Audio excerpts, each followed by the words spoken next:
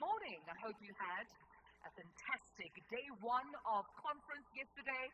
I hope you got some rest last night, got to network, and have a few meetings and conversations so you can kickstart on your work towards collaborating and ending violence against children. This is day 2 of our Global Ministerial Conference on ending violence against children. We're about to get to work. So once again, I would like to please invite you to make your way inside the conference hall. Take to your seats as we are about to begin with the program shortly. So once again, dignitaries, to all our allies, our friends, civil society, government representatives, philanthropists, young children, parents alike, the global community, you're welcomed once again to the Global Ministerial Conference on ending violence against children. Now, I'm sure you would agree that by any measure, just yesterday was remarkable. I mean, I actually suspect that just like me, you're probably reflecting on everything that has been said on this stage, but most importantly, the significant pledges that we have witnessed from around the world. So it's going to be another day of impact, of significance, of insights shared, solutions that we will be, of course, hearing from some of our expert panelists right here on the stage. And I'm looking forward to engaging with you, but more so, seeing how we can action every single thing that's been discussed in this hall today. But I would like to have a quick exercise with you this morning, if you don't mind. Don't worry, it's nothing physical, but we will be, of course, just doing another litmus test, sensing around the room how we're feeling, which is important towards gearing our action and today. So today we are going to ask you just to think back. Just think back to when you were 7 years old. I'm not sure if you remember or have a vivid imagery of your childhood, how it was like in your home, perhaps at school, in your community, what activities you participated in. But I'd like you to reflect back to when you were 7 years of age. And for every one of these statements that apply, I'm going to ask you to raise a finger. So place yourself as that 7-year-old girl or 7-year-old boy and remember how it was like back then as I read out the following statements. And please just raise your hand, raise your finger if this applies to you. So are we game? Are you interested? Are you involved? Are you involved? Say yes if you are. That's how I like to hear it. All right, so let's get cracking. The first one is, raise your hand if your parents often don't know where you are. Remember, you are 7 years old. Put yourself back to when you were 7 and raise your hand if your parents often did not know where you were at the age of 7. Anyone in the room? I don't see a hand. So all your parents knew where you were. Your parents didn't know where you were at 7 years old? Interesting. All right, okay. The second statement, raise your hand if you're being verbally or physically abused as a 7-year-old child. Raise your hand. All right, I'm seeing a hand, I'm seeing a couple of hands. So you are 7 and you are physically or verbally abused.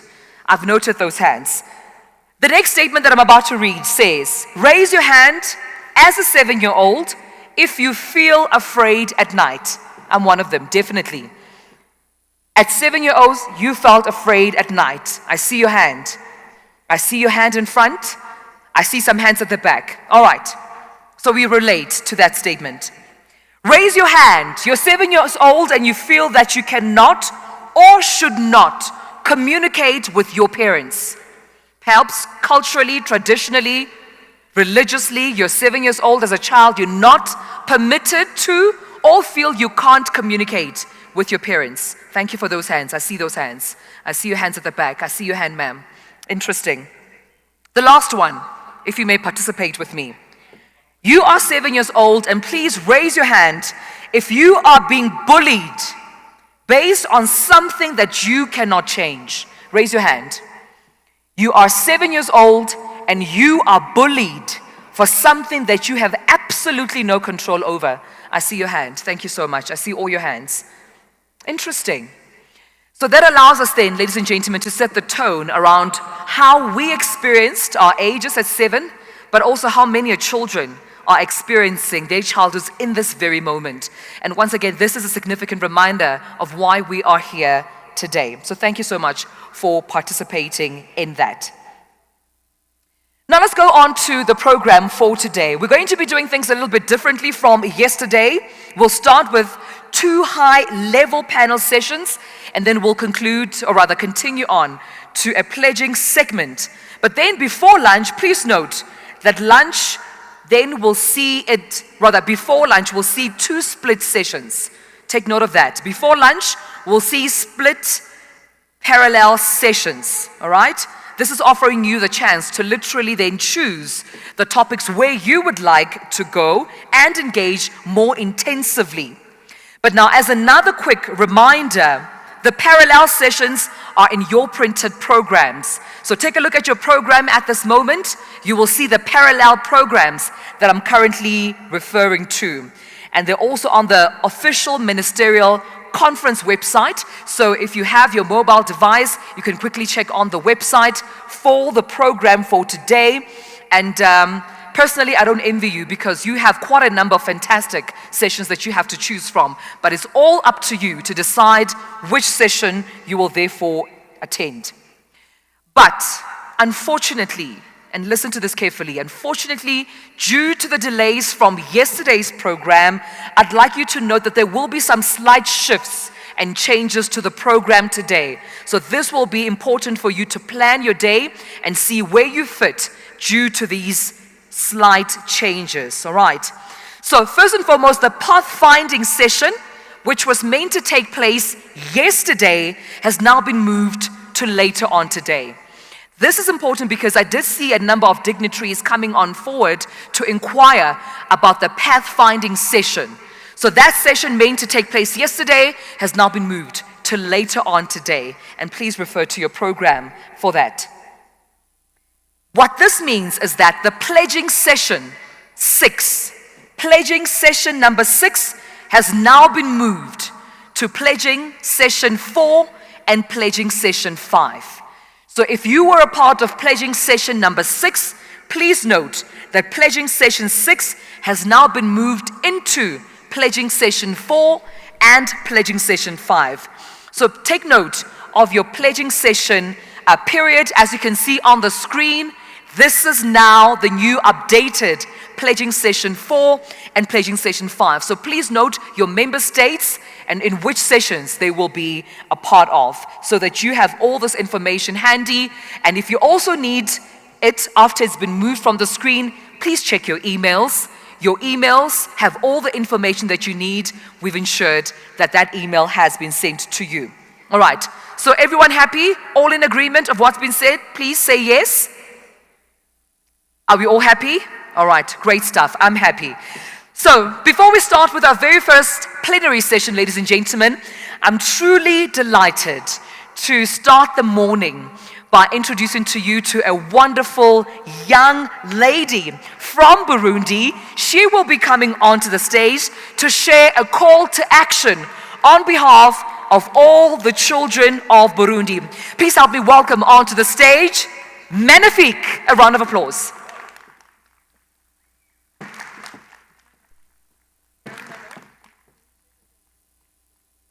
And just a please note that Magnifique will be joined by an interpreter and will be assisting her as she, of course, says her session on the stage. Thank you, ladies and gentlemen.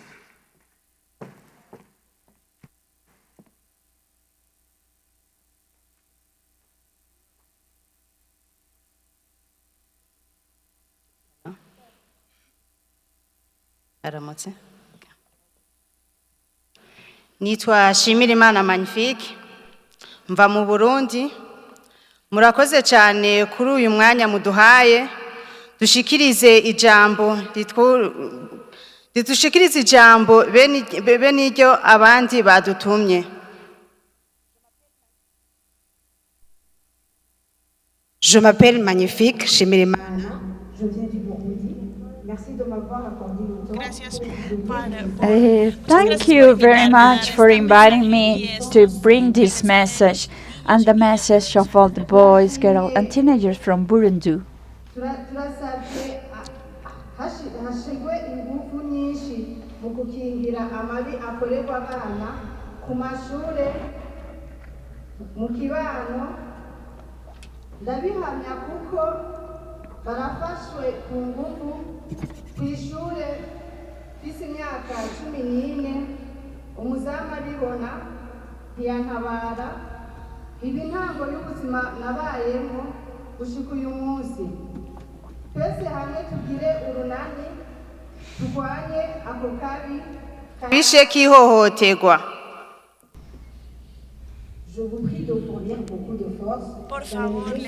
Please, I ask you to be strong at the school level to protect all the children. I witnessed of that because at 14 I was abused and the guards didn't help me, and since then my life is a sad one. So the idea is to be able to have a network with those who has been abused and today are living the consequences. Abana bakorerwa mu miryango ikenye kuko erega mwavuze ivyo mwavuze byose kuvejo kenshi bikubita hasi abana bava mu miryango ikenye.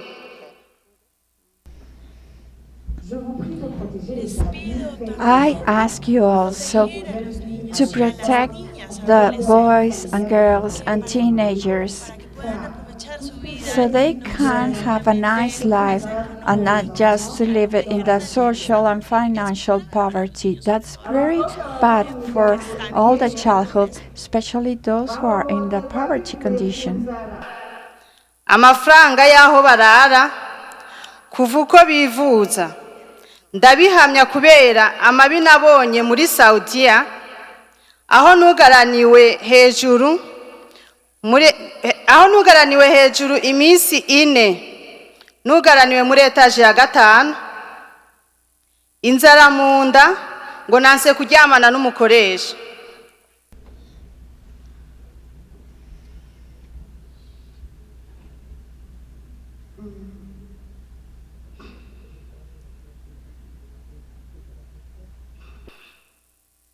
Aho nugaraniwe iminsi 4 ndi hejuru muri etaje ya 5 nanse kuryamana n'umukoresha. Iyo hataba igipolisi cyambonye ngira nce mwidirisha ngo niyahure.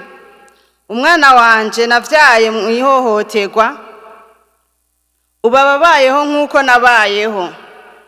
Ndasavye muturinde ihohoterwa rifatiye ku bukene.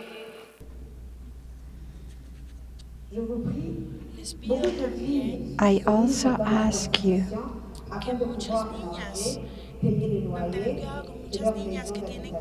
because there are so many girls that need to become a prostitute to pay their room. I went through that. I went through those conditions when I was living in Saudi Arabia. In order to save my daughter, I gave birth to her at 15 after being raped. And to protect her not starving and dying, I needed to go through that. And thanks to the policeman, I was saved and went back to my native country. So please protect us from those abuses linked with poverty. Baronswe uburyo bwo kwishobozaho bave mu bukene kugira baze barinde ayo mabi abana babo bavyaye kuko arababaza ku mutima. Murakoze.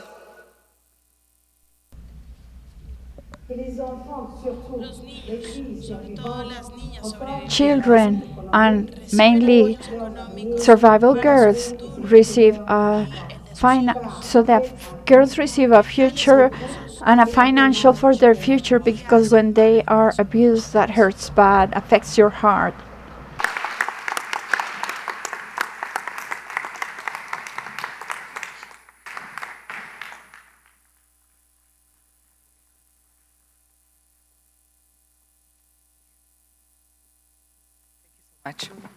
Thank you, Magnifique. Please give another warm. Por favor. Young women representing the many voices in Burundi. Thank you so much, Magnifique, for your bravery and coming onto the stage and engaging on this global platform. And ladies and gentlemen, just emphasis placed on the urgency that needs to take place to reach out to these children, to engage with survivors and hear more of their stories. I think even just yesterday listening to our panel discussions, hearing from survivors saying that they want to be a part of the solutions. They do have the experience, they have the wisdom, they have the insight. They do not want it to be treated as bystanders, but they want to be involved in the solutions. So this is another call just to remember to engage with them productively and effectively. But also before we continue and move on to our program, just a reminder that we do have emotional support provided for you on the 4th floor. If any of today's engagements is triggering to you, please understand that we have provided psychologists and psychiatrists who are on standby on the 4th floor to engage and speak to you. Thank you once again, Magnifique. On that note, we make start with our very first plenary sessions, ladies and gentlemen, for the day, focusing on breakthroughs. Now, in this session, we will hear about the highest impact solutions for ending violence against children. And I'm very pleased to introduce to you the panel, as you can see, ready seated to engage and to go, and are in the capable hands of Benjamin Perks of UNICEF. Please give them a round of applause and welcome them on the stage. And Benjamin, take it away. Good morning, Your Excellencies, ladies and gentlemen. Before we start our session, I would like to just share with you a short film.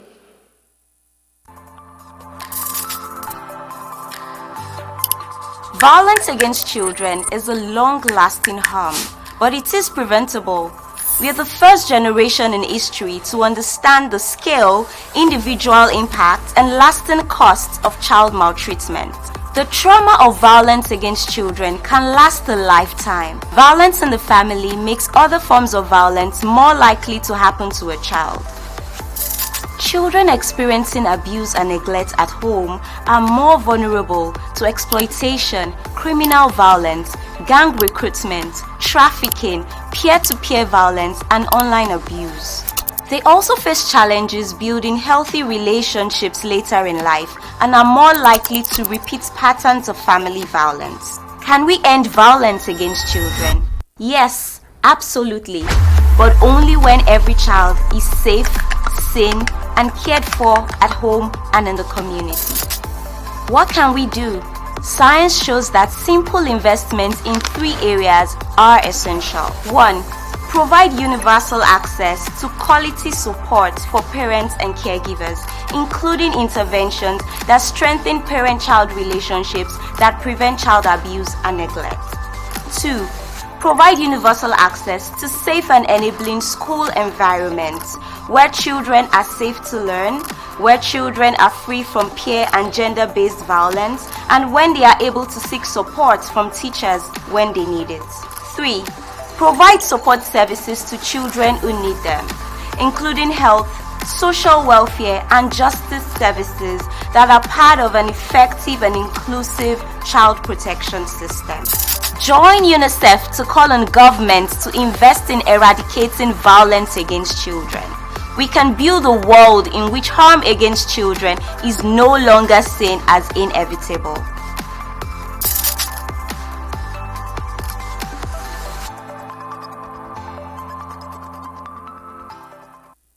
Thank you, and Tosin is here in the audience who put that together.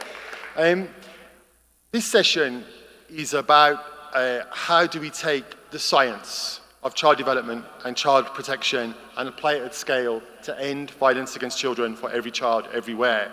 And I have the role of setting the scene for the session. I'm going to, for the sake of time, introduce my amazing colleagues and panelists as we go through. So I'm going to start off with the scene setting, and I want to do that by sharing a story. When you're a bold, middle-aged guy working for the UN, people can assume certain things about where you come from. But for me, I grew up in an orphanage that was so violent, when I closed my eyes to sleep at night, I always expected to get a punch in the face. Without the primary protection of a parent or caregiver, I was a target for gang recruitment and exploitation by predators. On a different place or a different time, I would have been the type of child that would have been targeted or mobilized by warlords or abusers, predators and abusers. At 15, a teacher stepped into my life and made me feel safe, seen, and soothed. And that secondary attachment changed my toxic stress into tolerable stress for the first time in my life. And I wouldn't be here today without her intervention.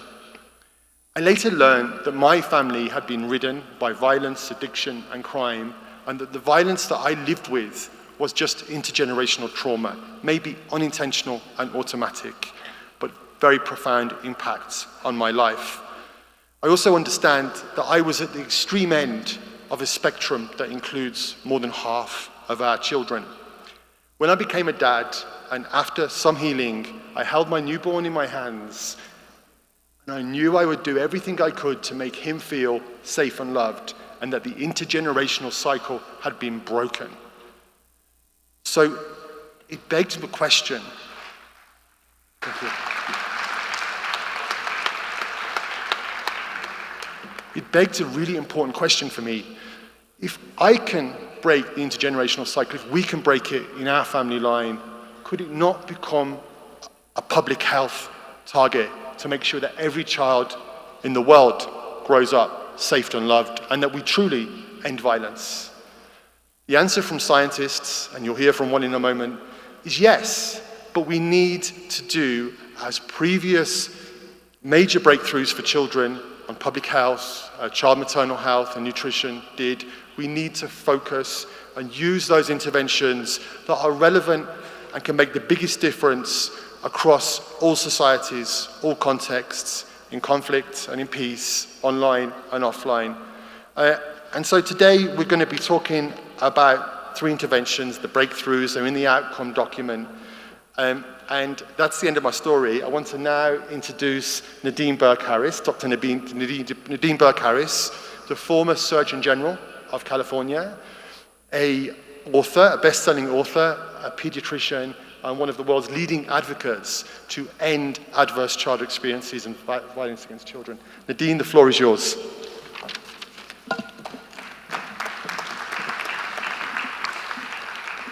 Ben, thank you so much, and thank you for sharing your story. I'm very honored to be here with you today, and I was grateful to be able to share some comments on Wednesday night, and I'm happy to be able to share it with you all, with the broader audience this morning, because I believe that violence against children is a public health crisis. And I came to this work as a pediatrician. I was caring for children in a very vulnerable neighborhood of San Francisco.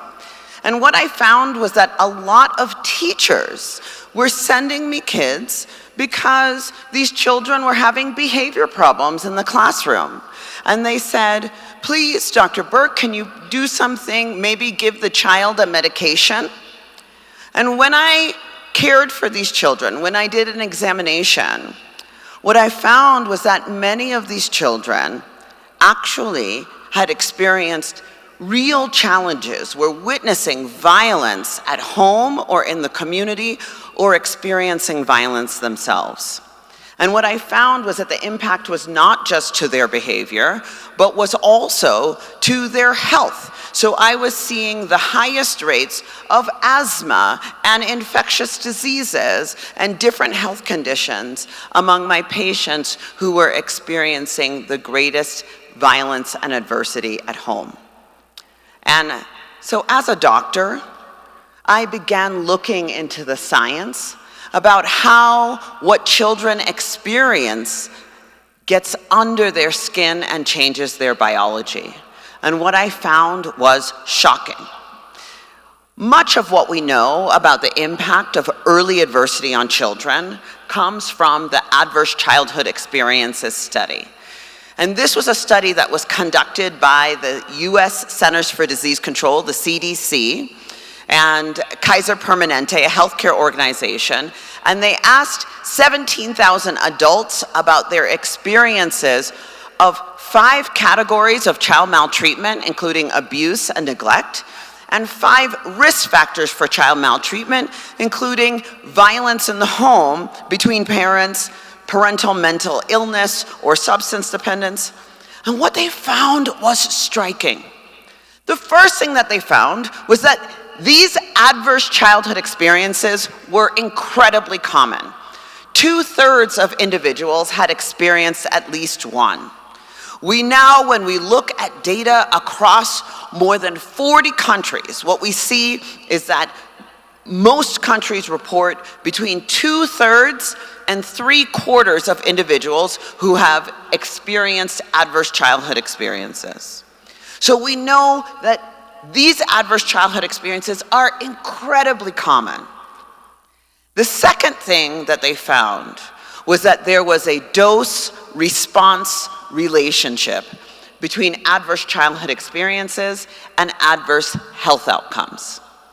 Now, when I say dose response, that means the more adverse childhood experiences someone has suffered, the greater their risk of health problems. So when we look at smoking, the more adverse childhood experiences, the greater the risk of smoking. Alcoholism in adulthood, the more ACEs, the higher the risk of alcoholism. Mental health disorders, again, we see that dose-response relationship. Substance dependence, we see that same thing. Early sexual activity, again, that same pattern. Teen pregnancy, that same pattern. And the reason all these teachers were sending me my patients, right? Learning and behavior problems in children, we see that same dose-response relationship. So for many people, it made sense, or at least they were familiar, that if you have a rough childhood, if you experience violence, you may be more likely to drink or smoke or have early sexual activity. What was a real surprise to many people was that dose-response relationship between adverse childhood experiences, violence in childhood, and adverse health outcomes also applied to 7 out of 10 of the leading causes of death globally, including heart disease, stroke, chronic respiratory disease, cancer, Alzheimer's, and on and on. So as a doctor, the question to me was, how do I prevent this in my children, right? How do I understand how experiences of violence change my children's biology and increases the risk for so many different health conditions? And that's when I started looking into the biology of adversity. And it turns out that the way these things happen has to do with our biological stress response. Doctors call it the fight or flight response, and it works like this. Imagine you're walking in a forest and you see a bear. Did I scare you? Maybe a little bit, right? What happens in our brains and bodies? Well, our brain's alarm center, it's called the amygdala. It activates our fear response, and our bodies release stress hormones, including adrenaline and cortisol. And so our hearts start to pound, right? Our pupils dilate, our airways open up, and we send blood to our big muscles for running and jumping, right? Which is really good so that you can run away from the bear. But if you were to think about it, right, fighting a bear would not seem like a good idea. And that's why the amygdala, the fear response, sends projections to the part of the brain that's responsible for judgment and impulse control and executive functioning, and it turns it way down. Because if you're in a forest and there's a bear, you don't want impulse control getting in the way of survival.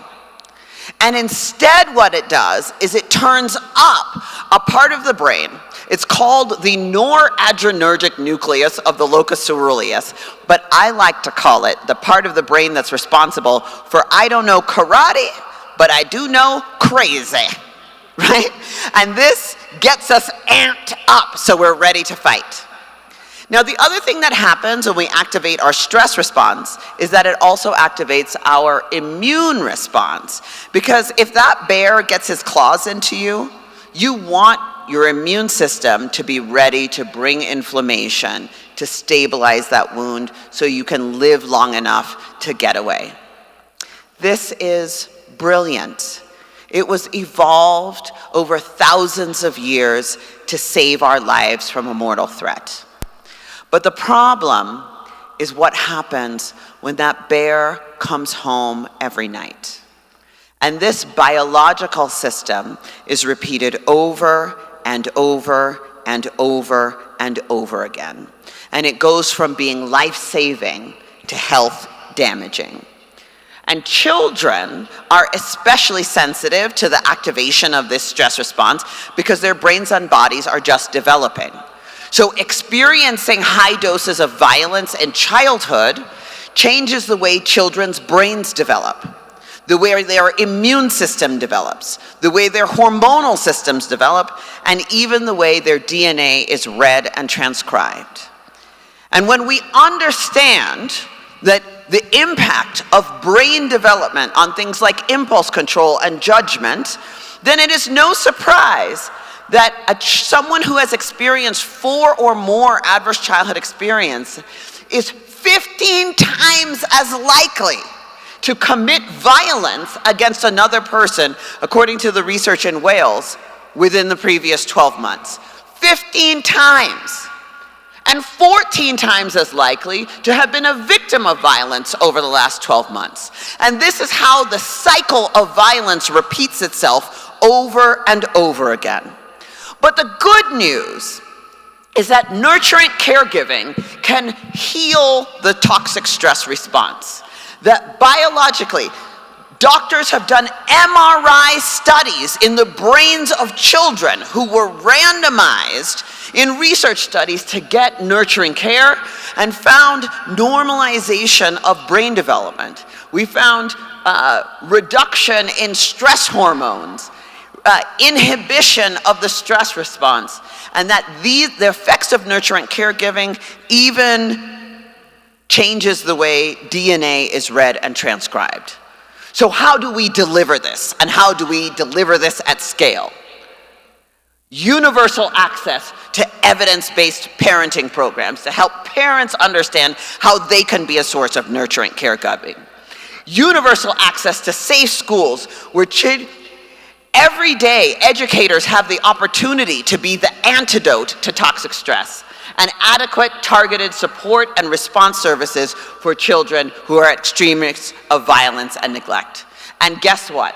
It turns out that when kids get this buffering support, what do we see? If we look at health-harming behaviors and lower mental well-being, for children with 4 or more ACEs who get high doses of buffering care, we see a dramatic reduction in adverse health outcomes.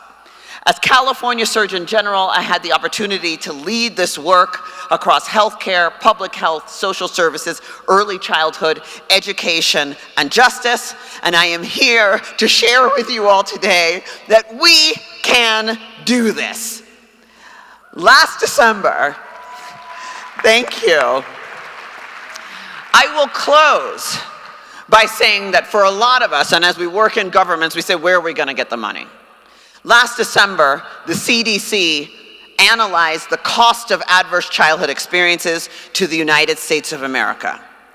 And what they found was that ACEs and their impact, when you look across heart disease, stroke, cancer, Alzheimer's, violence, education, $14.1 trillion per year in the United States alone. We can't afford not to do this, and I know together we'll get it done. Thank you.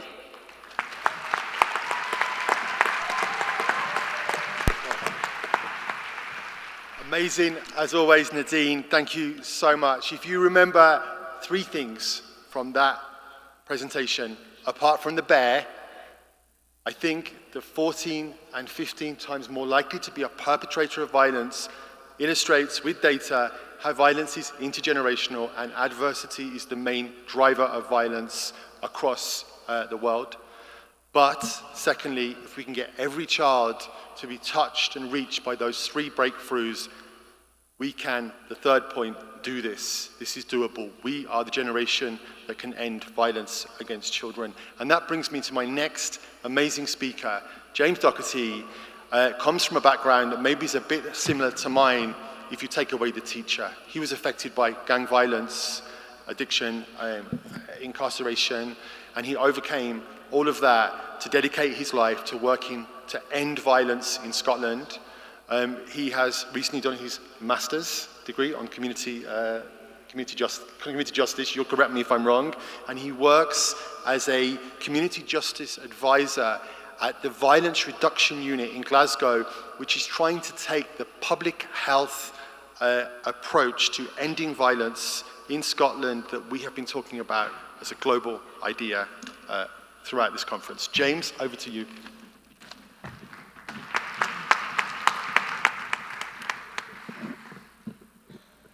Thanks, Ben.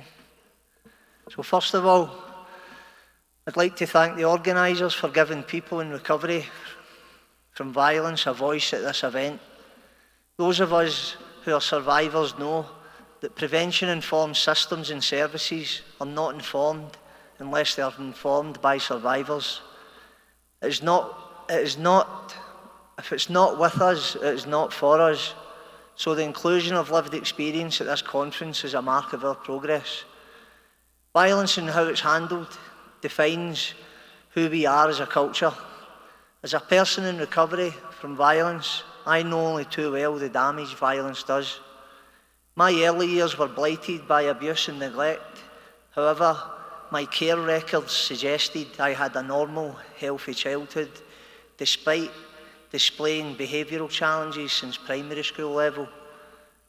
Given the violence in Scottish culture at the time of writing my care report, it is understandable that my distressed behaviour was never seen for what it was, the language of a wounded child. See, here is the thing. If violence is inherent in the culture, then you cannot solve it from the same level of consciousness that created it. The abnormal becomes normal, and the unacceptable becomes acceptable, even to the detriment of children's well-being and development. So it takes enlightened people like you, who are awake to the suffering of children, to create the change we seek in the world. It was not until I was 28 years old that my life started to make sense. I entered therapy and was diagnosed with complex post-traumatic stress disorder. My reaction to life was explained to me in one session, and I began the healing journey that has brought me here today. My personal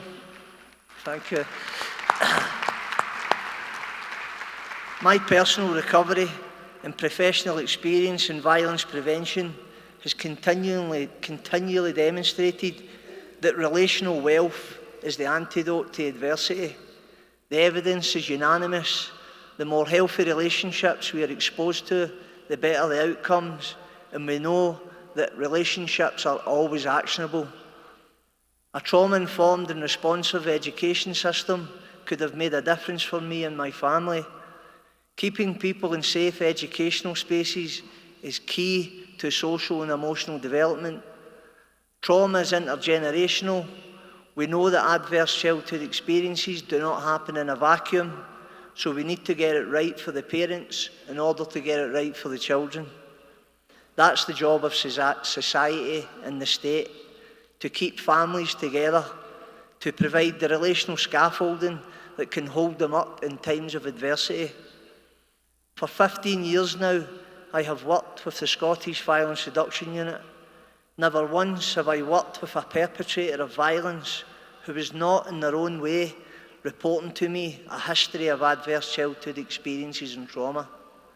So it stands to reason that child protection is also crime prevention. Most of these young men had harmed people from a place of woundedness, not wickedness, which is why healing needs to be central to rehabilitation, because we will never punish traumatized people into a better way of being in the world. Research also shows the lines between victim and perpetrators are blurred. This is why targeted interventions and support services are critical to enabling young people to recover and redirect their lives. If we do not help young people to transform their pain, we can be rest assured they will transmit it. For too long, I have heard the mantra, evidence-based practice. I do not want to hear it no more. I want to see all practice based on that evidence. We must always follow the science, because no human being should ever have to recover from their childhood. Thank you.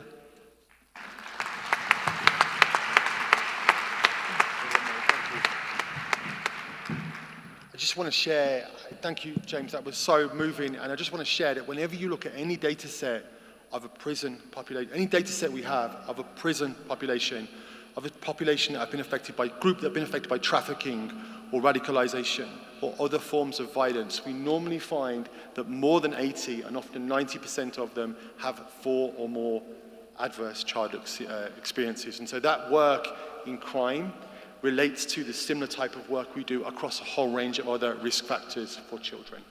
So thank you so much, James, for a brilliant presentation. I am now going to move elegantly over here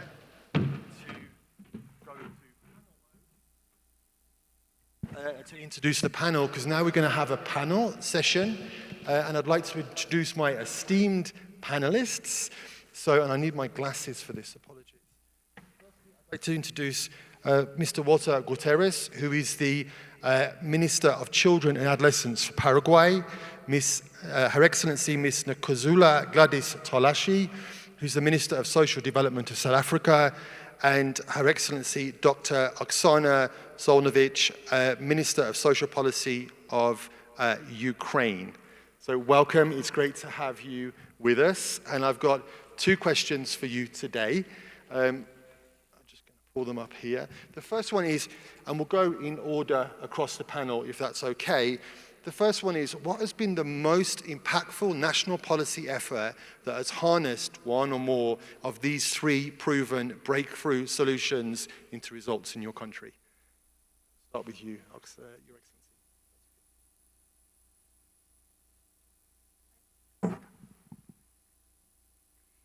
Good morning. Today we have gathered here united by a common goal, to protect children from violence in all its forms. This is a fundamental principle that demands decisive action and urgent solutions from us. For me, it is an honor to be able to share Ukrainians' experience on the breakthroughs in ending violence against children. Violence in any form is unacceptable. Yet, as we know, it has many faces. It can hide behind closed doors of ordinary homes, masked by a facade of family well-being. It can happen in schools or on playgrounds, manifesting as bullying.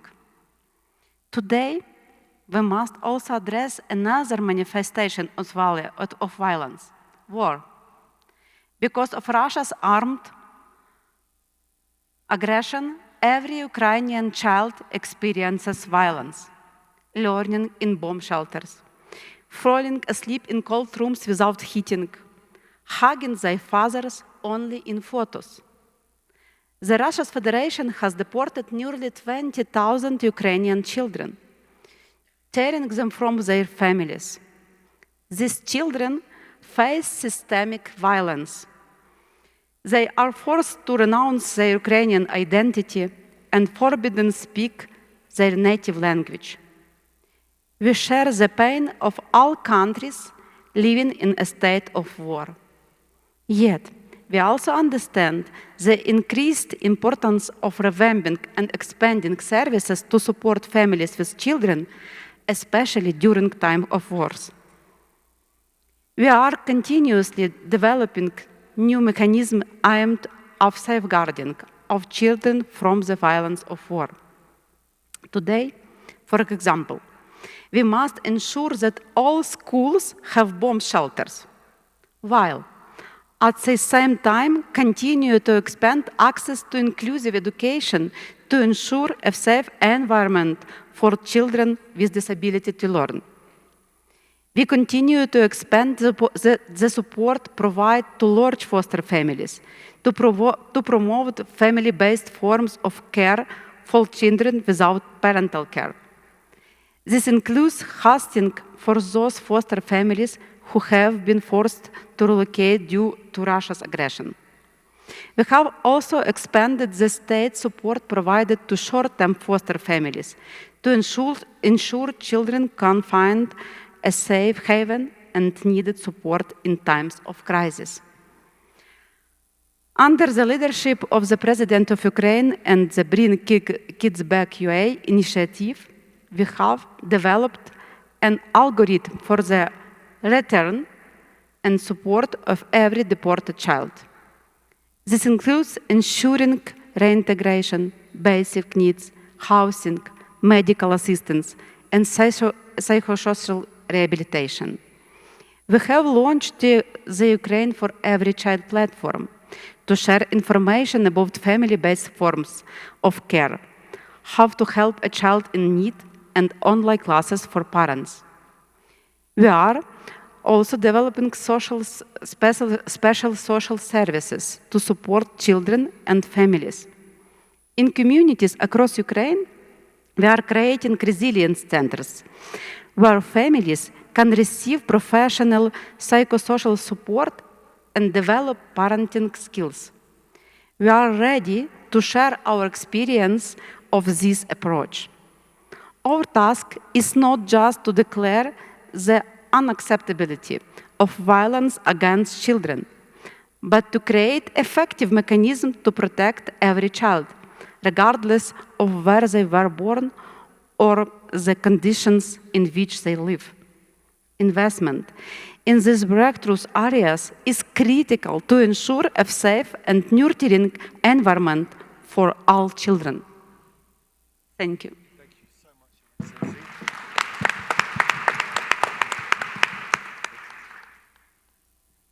Bueno, muy buenos días. All right, well, good morning to everyone. It's a pleasure to greet all of you. And in the case of Paraguay, I want to let you know that we have a youthful population. Around 37% is under 17, and we're implementing different policies, public policies at that, so we can combat all different forms of violence, such as sexual violence, physical violence, and of course psychological violence as well.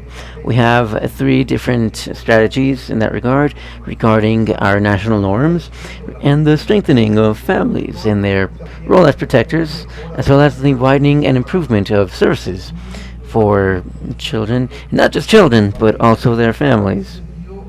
In this regard, there are many public policies that we've decided from the state of Paraguay to combat directly against famine in childhood. And that's why we have to look at this from a government point of view. What will happen?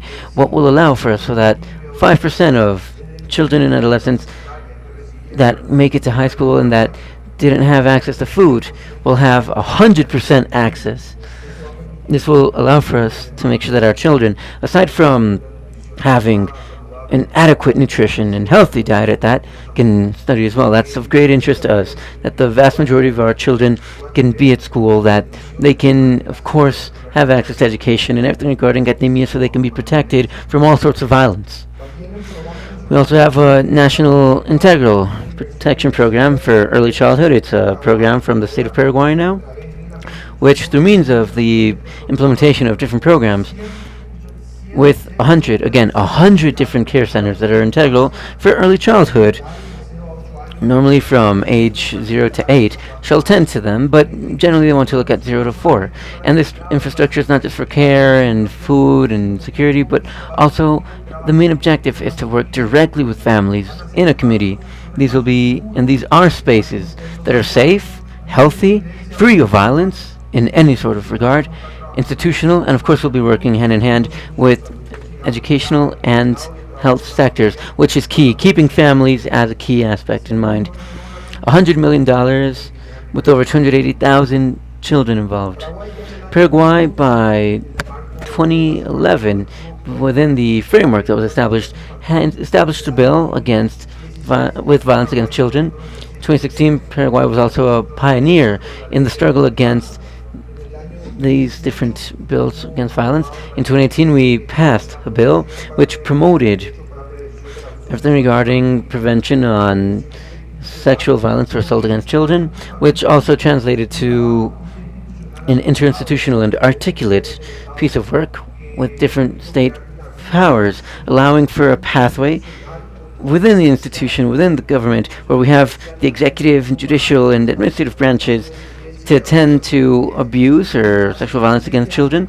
And this year, for the first time ever, we've established the first guideline that's 100% dedicated to prevention against sexual violence, and also looking at the implementation of community services, local services, coordinated work with judicial branch as well. It's key that we can have a greater reach with families and children. And well, to close off, we know that many children are now vulnerable to violent situations or being separated from their families.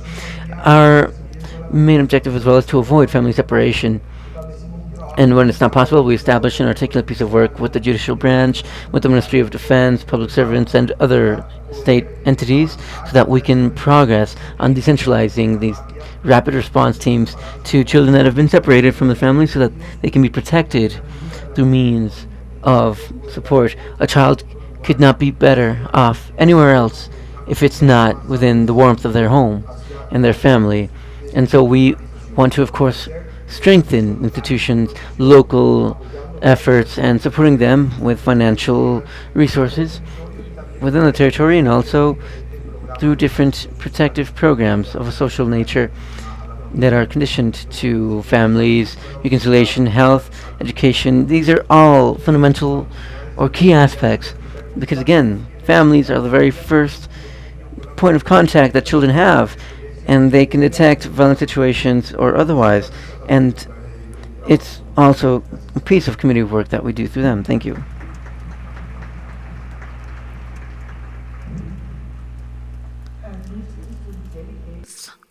Panelists and the moderator. There are three important national legislatives and policies in place that promotes the support and parents and caregivers, advancing the protection of children and ending violence against children. Our Constitution of the Republic of South Africa, its Bill of Rights, provides for child right, parenting, care, and family life. The Children's Act 38 of 2005 promotes family strengthening and preservation, protecting children from abuse, and promoting child protection measures to cushion children. A white paper on families is premised on well-functioning families that are loving, peaceful, safe, stable, and economical self-sustaining, that also provide care and physical, emotional, psychology, financial, spiritual, and intellectual support to their members. The vision of the white paper is realized through the three pillars, namely 1, family strengthening, 2, family preservation, 3, promoting healthy family life. Pillar number 1, which is family strengthening. Our country implements various programs. Just to mention a few, there is Synovio Teen Parenting Program. It's an evidence-based program which was developed, tested, and scaled up in South Africa to enable parents, caregivers of teenagers to promote non-violent family environment within which children can grow into stable adults. The National Department of Social Development has established a working partnership with United Children's Fund, that is UNICEF, and Clowns Without Borders South Africa to empower families by promoting non-violent family environment within which children can grow into stable adults. Sinovuyo Teens Parenting Program seeks to improve caregiving teen relationship through active social learning, improving caregiver mental health through social support, and improving caregiving teens' communication about risky situations for teens in the communities. This Sinovuyo program has been rolled out to the country-wide as it has reached 10,500 families in the financial year of 2023 and 24. Another program, important program, that builds capacity of caregivers and resilience of children, RISIHA, its program. RISIHA is a Tsonga word, which means resiliency. The program is a community-based prevention and early intervention program, focusing on 7 domains such as food and nutrition, psychosocial support, educational support, economic strengthening, child and protection, health promotion, HIV and AIDS services. RISIHA is implementing in 12,000 drop-in centers across the country, reaching over 2.3 million vulnerable children and their families. Another critical program building parental and caregiver capacity to care for children is Families Matter program, which empowers parents and caregivers to convey values and expectations about sexual behavior and to communicate important messages about sexual abuse, the prevention of HIV, sexual transmitted infections, and teenage pregnancy to their children, in light of high levels of sexual violence against children. In light of sexual violence against children, in particular rape, that takes place within home environment, and rapes by known perpetrators, children tend to conceal such abuses. Therefore, Family Matters program helps parents, caregivers to protect their children from sexual risk through enhancing parenting skills, including parental monitoring, positive reinforcement, and effective communication by supporting parents and caregivers in overcoming communication barriers. Due to limited time in sharing program for family strengthening, I will just mention the other program, which Teenage Parents Program and Active Parental of Teenagers, which is one, under which is family preservation. One is fatherhood program, 2, man care program. On pillar 3, it is promoting health families. It is framework of positive values, manual on families in crisis, marriage enrichment and preparation, family reunification services. I thank you. Very much, Your Excellency. I did have a second very short question, but I can see that the people in charge of the agenda are having an understandable meltdown over on the corner because we have the time constraints. So my second question, I'd like you just to give me a word or a sentence to tell us what was the most important thing in putting action against violence against children at the top of the government agenda. And I will come from the ministers from the end this week. Thank you very much.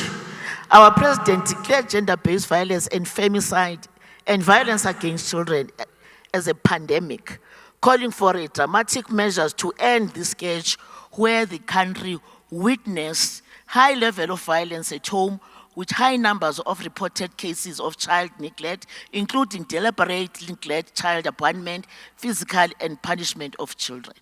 Thank you so much, Minister, and thank you for being short. Your Excellency.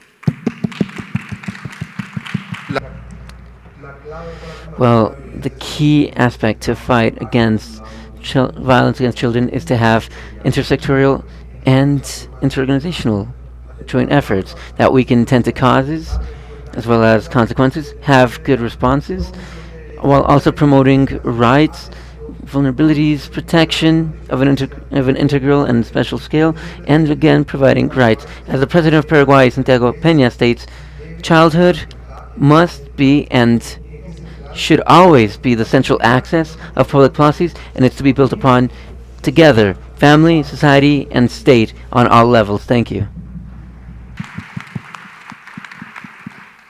The safety and well-being of children is a top priority of the President and the government of Ukraine, especially in time of war. We take different action for that. During the 4th Summit of First Ladies and Gentlemen, a joint declaration of child safety was presented. This document offers the world a new standard for protecting children, recognizing that existing international mechanisms have proven inadequate in face of real threats. This mechanism could be a successful example for other countries that are also facing for today.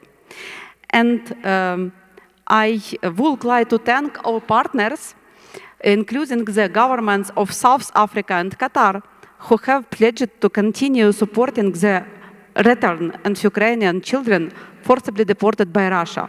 It is important to be united to address the horrific consequences of war as a terrible way of violence. Thank you. Thank you very much. Diego, I'm very sorry to keep you to the end of the panel, but a very important contribution we're hoping from you. This is Diego Adama, who is an amazing champion for children. He's a senior director at the Lego Foundation with many years of experience on working on children's rights and play and child development.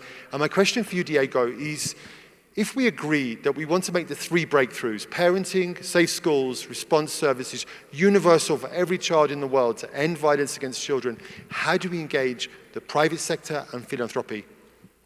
Thank you, Ben. And it is an honor to be part of this important panel. And yesterday I heard a number of times the importance of following an ecosystem approach to succeed together. It was inspiring to hear the pledges from government, to hear evidence-based solutions from civil society organizations, and also to hear the testimony of children and young people who are leading the way. To increase our likelihood to succeed, we have to build on the strengths of the different parts of the ecosystem. Today I want to talk about 2 in particular, as Ben was mentioning, the private sector and philanthropy. I represent the Lego Foundation. We are a corporate foundation. We are the proud owner of 25% of the Lego Group, and we have a shared vision to bring learning through play experiences to children all around the world.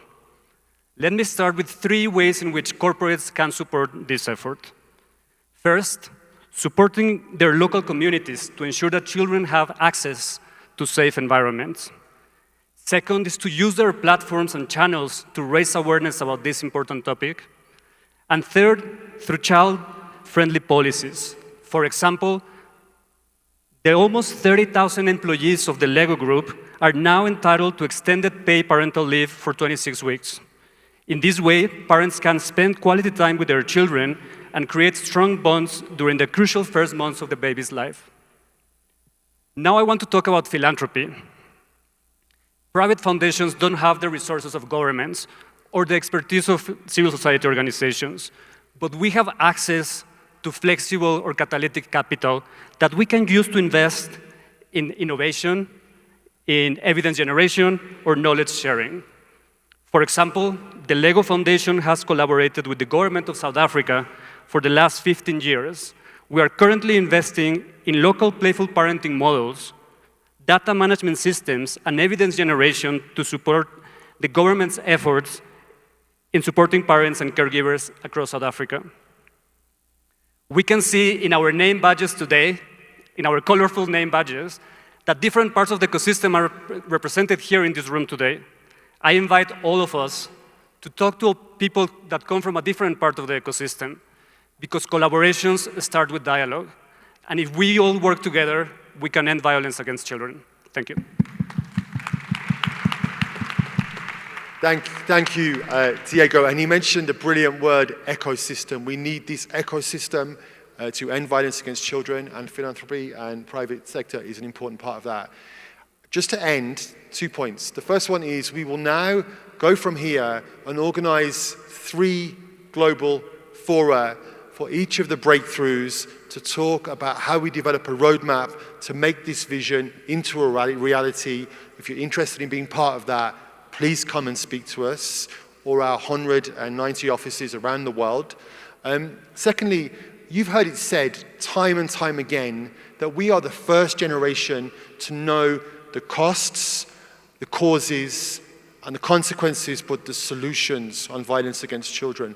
Let's use these breakthroughs, make it a reality to be the last generation to see violence against children as insurmountable or acceptable we can be the generation to end it. Thank you very much.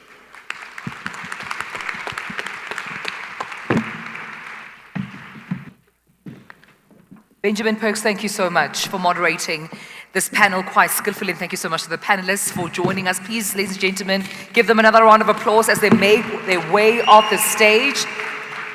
I think it's quite motivating, thanks Benjamin, I think it's quite motivating to see that real solutions do exist and there are countries that are leading the charge just in terms of showing value and impact on some of those solutions that have already been implemented in their communities and their countries.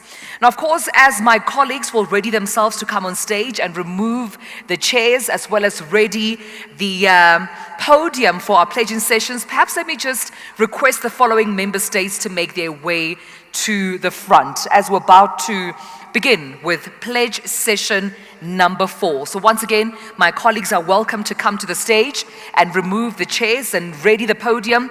But in the meantime, let me perhaps just remind you, if this is your session, then you need to please make your way in front of the stage. So Cuba, the Democratic Republic of Congo, Ghana, Guinea-Bissau, Iran, Mozambique, Nicaragua, Senegal, Sierra Leone, Timor-Leste, Trinidad and Tobago, the United Kingdom of Great Britain, and Northern Ireland, Kazakhstan, Romania, and Dominica.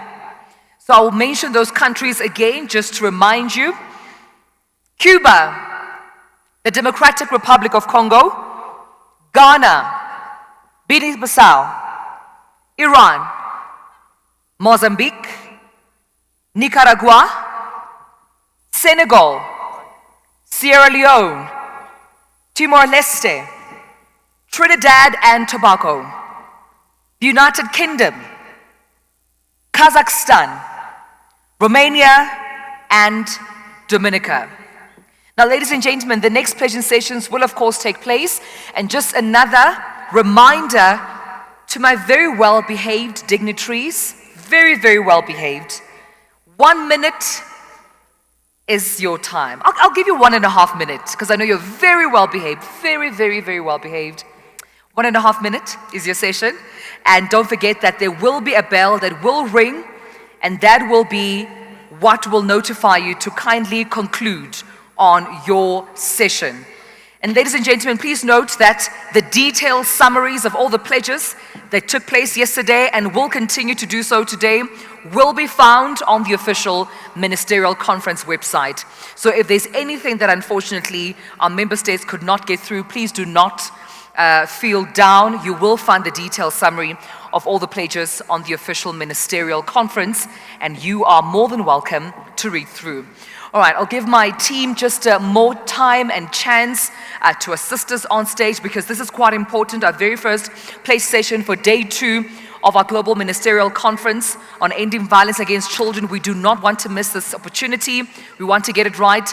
And also just another quick reminder to our dignitaries to please not leave after you have said your pledge. Please stay behind as we would like to have a photo op with all of you on the stage to document this important moment. So another quick reminder of all the countries that will be pledging in this session, namely Cuba, the Democratic Republic of Congo, there's Ghana, Guinea-Bissau, Iran, Mozambique, Nicaragua, Senegal, Sierra Leone, Timor-Leste, Trinidad and Tobago, the United Kingdom. We also have Kazakhstan, Romania, and Dominica.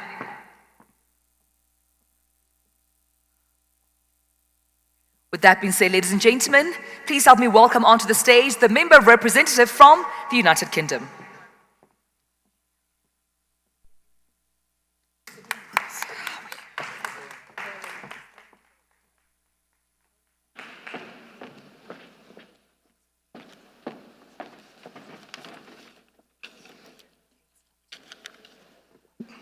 Good morning all. Absolute privilege to represent the British government, because we think that it is unacceptable that half of the world's children experience violence each year. Violence has severe and long-term consequences for children. It perpetuates intergenerational cycles of violence and has huge costs to societies. We must accelerate our collective global efforts to secure better futures for children. Around the world, 1 in 5 girls marry before the age of 18, which greatly increases their exposure to violence and undermines their potential. And so I'm delighted that the UK joins with Canada and Zambia in committing to grassroots action to tackle child marriage.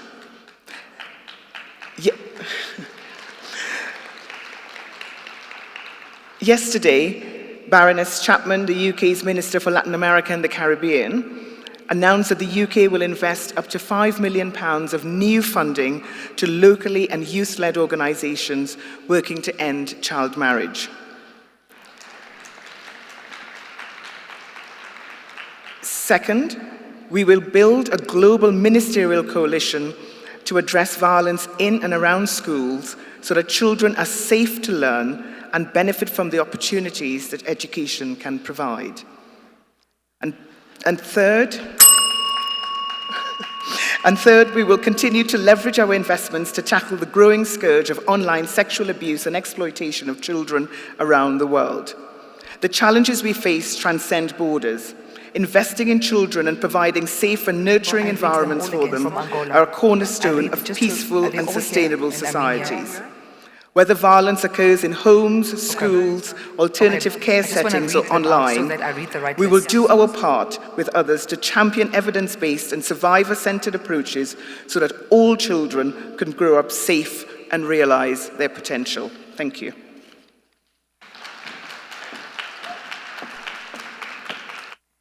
Thank you so much. And just a moment of correction, as my team has just given me the updated list of member states that will be a part of these pledging sessions. Apologies, ladies and gentlemen. Let me read out the now updated list of Pledge Session 4. In my hands, I have Angola, Bhutan, Bolivia, Cuba, the Democratic Republic of Congo, Guinea-Bissau, Mozambique, Nicaragua, Senegal, Sierra Leone, Timor-Leste, Trinidad and Tobago, the United Kingdom, whom just, of course, left the stage, Kazakhstan, Romania, Fiji, and Armenia. And I understand that Armenia last will be sending through a video for us to witness on stage. So with that being said, may I please call upon the next member state. On my list, I have Angola.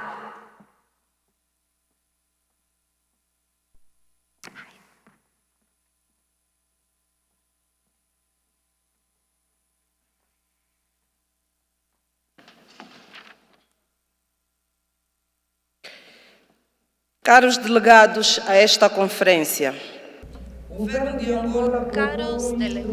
Queridos delegados de esta conferencia, of this conference, the government of Angola has a document for the protection of the childhood in 11 commitments. The number 8 refers to fight against the violence to childhood, and the childhood included in the national plan and the general budget of the state.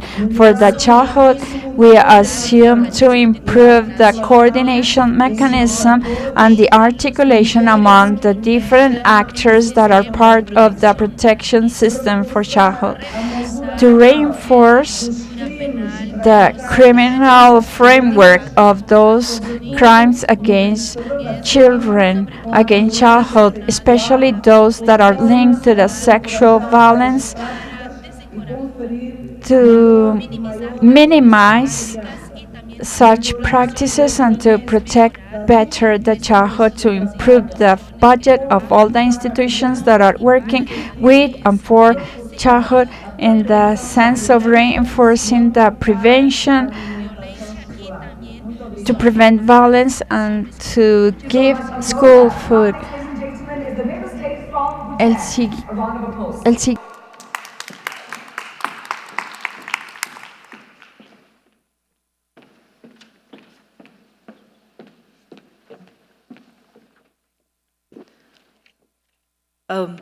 Good morning. The Royal Government of Bhutan makes the following pledges in support of ending violence against children by 2029. First, we commit to strengthening and expanding the child protection system by addressing sexual abuse, exploitation, and online safety through legislative reviews, multi-sectoral approach, and evidence-based interventions in the implementation of child protection frameworks. Two, we pledge to improve access to justice for child victims and witnesses, ensuring child-friendly procedures and safeguarding their rights through key stakeholder collaboration. Three, we commit to enhancing mental health and social support services nationwide, ensuring all children have access to protection, rehabilitation, and child-sensitive reintegration services. This will include targeted programs across districts and municipalities to create safe environments, promote well-being, and encourage positive parental practices. Four, we will scale up programs that promote well-being and prevent violence in schools nationwide, including anti-bullying initiatives and positive parenting practices to promote child safety and well-being. Five, we pledge to strengthen reintegration services and aftercare programs for children affected by violence, ensuring they can return to safe and supportive communities with necessary follow-up support. Thank you. Thank you so much, Bhutan. Just to check, is a representative from Bolivia with us in the front of the hall? Bolivia, are you with us? All right, if not, we move on to our next member state, Cuba. A round of applause.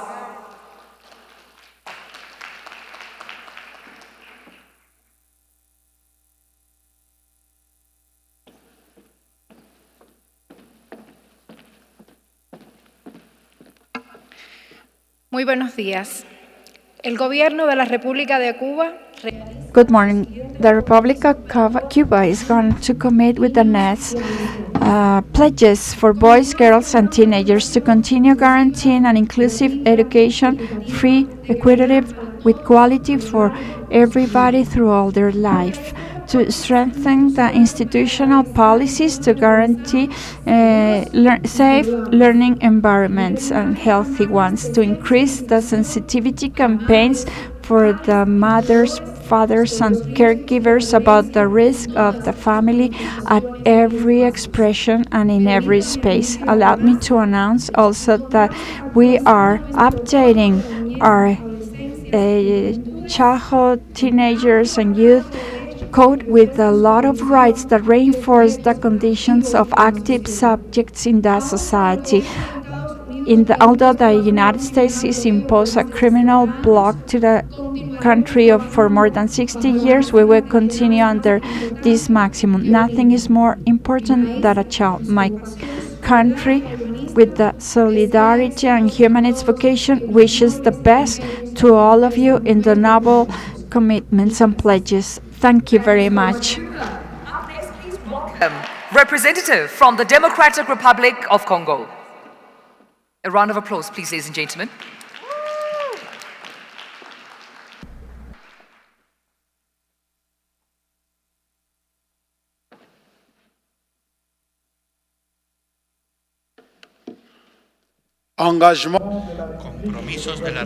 Commitments from the Democratic Republic of Congo to the total elimination of violence against childhood. On behalf of the children of my country, the Democratic Republic of the Congo, the government assumes the next pledges. First, committing from now to 2030 to extend the free education at high school and to eliminate early marriages and to give autonomy to the girls. Our commitment from now to 2030 under the framework of the universal health coverage, 100% of the health services will be equipped by specialized medications and with well-trained professionals in order to guarantee the help and the support to early pregnancies and also to help all the victims from sexual violence. Third, from now to 2030, we are committed to reinforce the legal framework and the national policy of transitional justice and to implement in all the 130 territory safe spaces to Yokana to reinforce the strategies among the ministries of justice, national education, human rights, gender, family, children, health, and social affairs, and all the civil society organizations and all the structures in the community to have a holistic help to the survivals. Thank you very much. Help me welcome onto the stage Guinea-Bissau.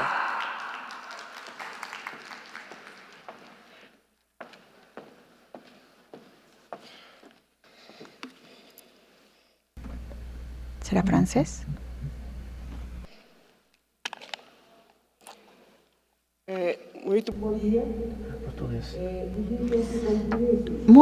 Very good morning to everyone. We have these commitments for the childhood at Guinea-Bissau. First, the state pledges to reinforce the prevention and to end violence against childhood, implementing a parental and caregiver support in order to reach 40% of the families until 2030, and the prevention of and to avoid the corporate punishment. Is committed to reinforce the prevention of the violence against childhood until 2030 with relevant staff and the creation of training to all the protection services. Third, Guinea-Bissau pledges to improve the prevention of violence at schools until 2030, focusing on the gender-based violence through the coordination about the education ministry and Afro women ministry. And also we pledge that our objective is to reach 90% of the basic schools, monitoring the advances with a percentage of the schools attended, prevention activities executed, and improved in the notification of incidents mechanisms. Thank you for your attention. Speaker is a representative from Mozambique.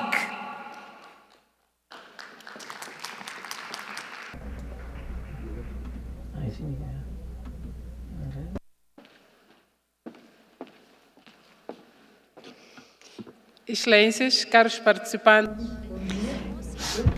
Queridos participantes, good morning, dear attendees. This is a commitment to the childhood of my nice country, Mozambique.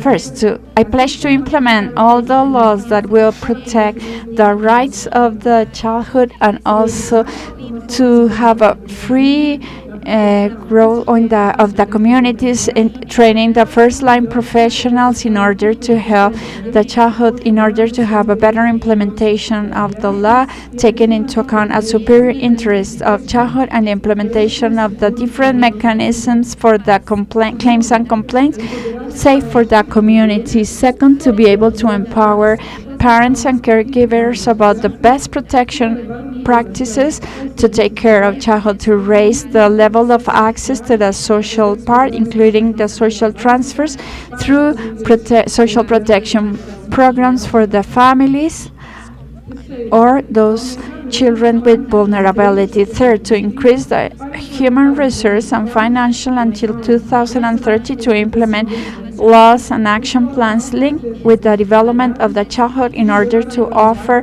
comprehensive services, improving the quality, taking into account the communities, assistance, and efficient communication for the victims of violence. Thank you very much. The representative from Nicaragua.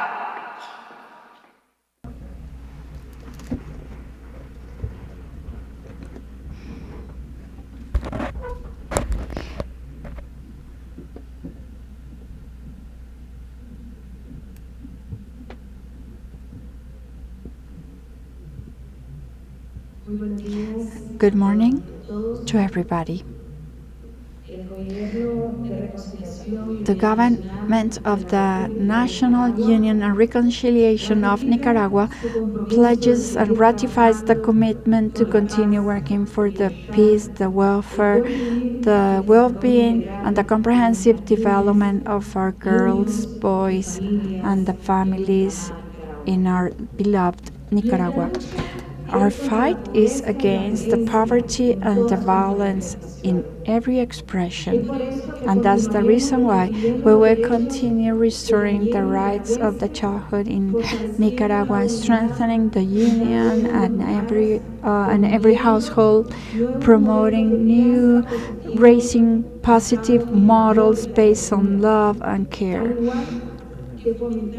Also, to promote equalitarian relationships and complementary households that will allow us to reduce the inequality from the families and the communities.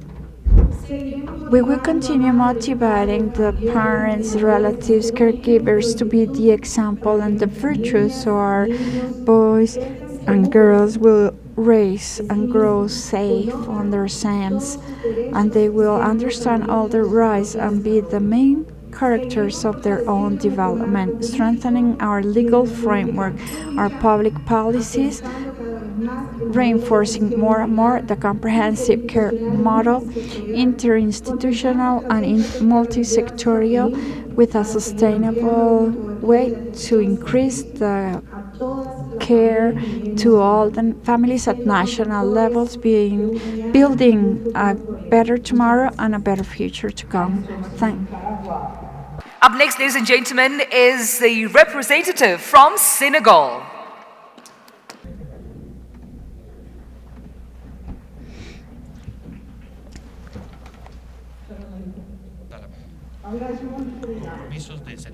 Pledges from Senegal.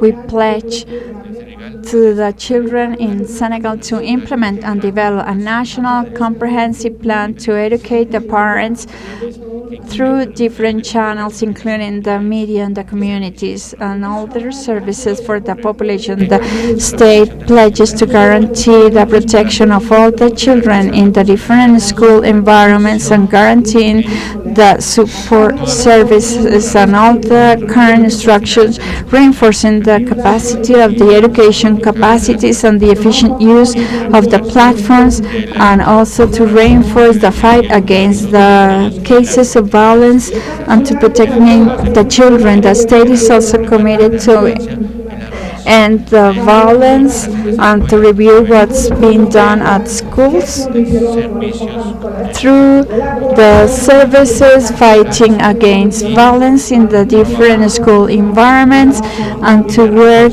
building and reinforcing the stakeholders' capabilities. And we are pledging to implement a comprehensive IT system for the children that is going to be fitted by different stakeholders and to educate the different members. From Sierra Leone.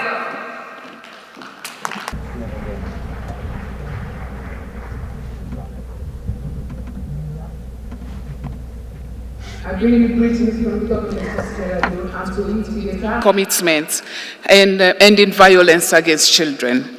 One, we will strengthen the legislative framework for preventing and responding to violence against children. This will include the passage of the Child Rights Bill, which encompasses ending trafficking, bullying, child labor, and also FGM. We'll also provide efficient and comprehensive services for child survivors of sexual and other violence against children. We will strengthen the national and subnational coordination mechanisms for the protection of children and violence and abuse. I want to say thank you very much for giving us this platform. Thank you. Thank you so much to you, Sierra Leone. All right, ladies and gentlemen, up next we have a representative from Timor-Leste.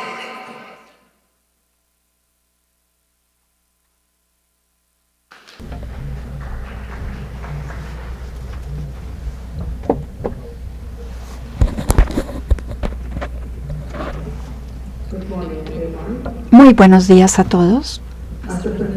Como representante de Migorne, yo me comprometo con los niños de mi país, de Timor-Leste, lo siguiente para mejorar el ambiente con la Justice law by the end of the 2026 by promulgating and implementation a legal framework for the protection for children online, by enacting and implementing legal framework for the minimum age to access to alcohol and tobacco and therapeutic service for substance abuse for children, and by promulgation of a national action plan to ending violence against children in 2026.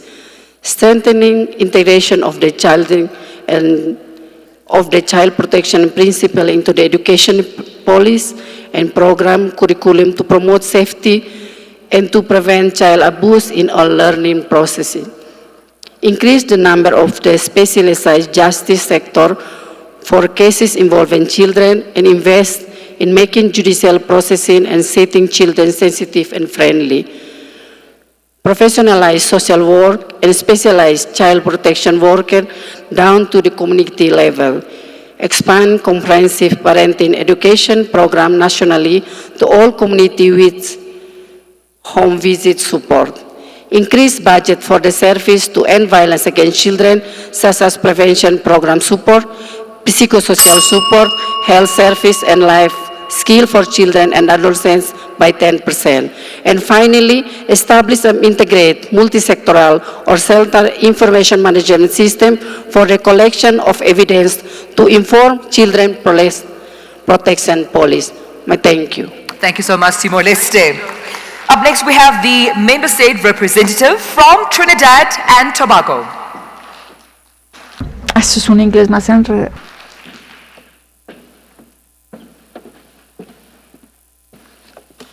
Good morning. This pledge to the children of my country, the Republic of Trinidad and Tobago, that my government will do all in its power to defend and support the rights of every child and to make child protection everybody's business. 2, that my government will provide parenting support and training sessions annually to parents and caregivers, focusing on child abuse prevention and nurturing care.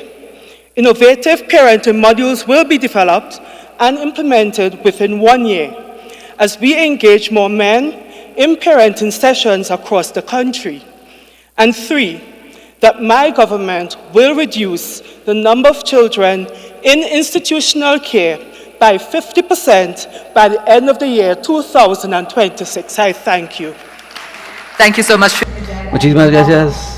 Up next, ladies and gentlemen, is a representative from Kazakhstan.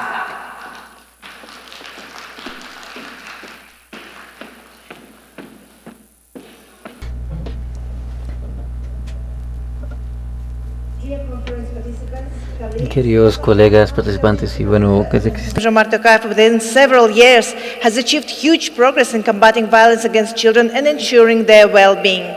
This year, Kazakhstan has adopted a law on women's and children's safety, addressing violence by creating infrastructure to support families and protect children. This law imposes stricter punishment for any form of violence or abuse, including only life imprisonment for child rape and only criminal offense for any bodily harm. We make this pledge to the children of our country, Kazakhstan, to implement all preventive measures that were introduced by law on women's and children's safety especially.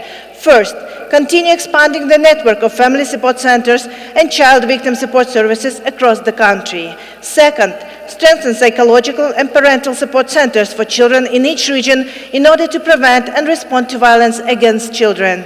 Third, further strengthen the unified 111 helpline opened last year to provide psychological, legal, and social support to women and children.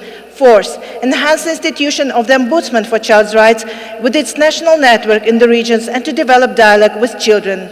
5, continue protecting children from online harm and abuse. 6, expand and strengthen children's social services to create a stronger infrastructure that protects children. Kazakhstan's efforts in combating violence against children have been recognized and supported by the UN, and we're eager to share our experiences globally. Together, we believe we can end violence against children. Thank you. Thank you so much, Kazakhstan. Up next, ladies and gentlemen, is a representative from Romania.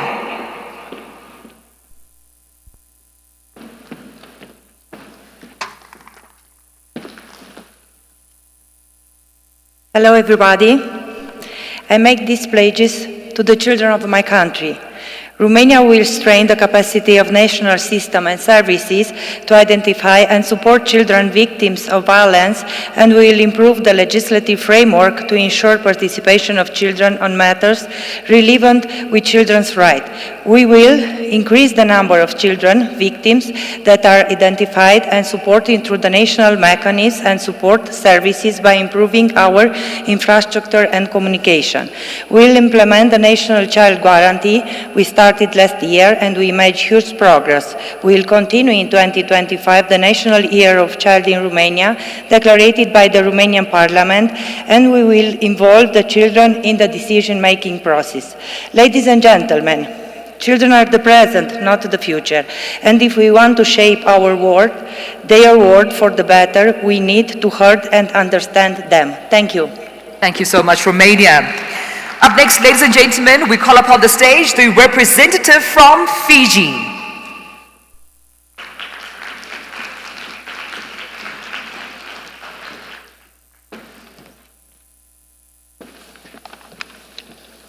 Bula Vinaka, from the blue Pacific Ocean continent, I, as the Minister for Children, make this pledge to the children of my country, Fiji.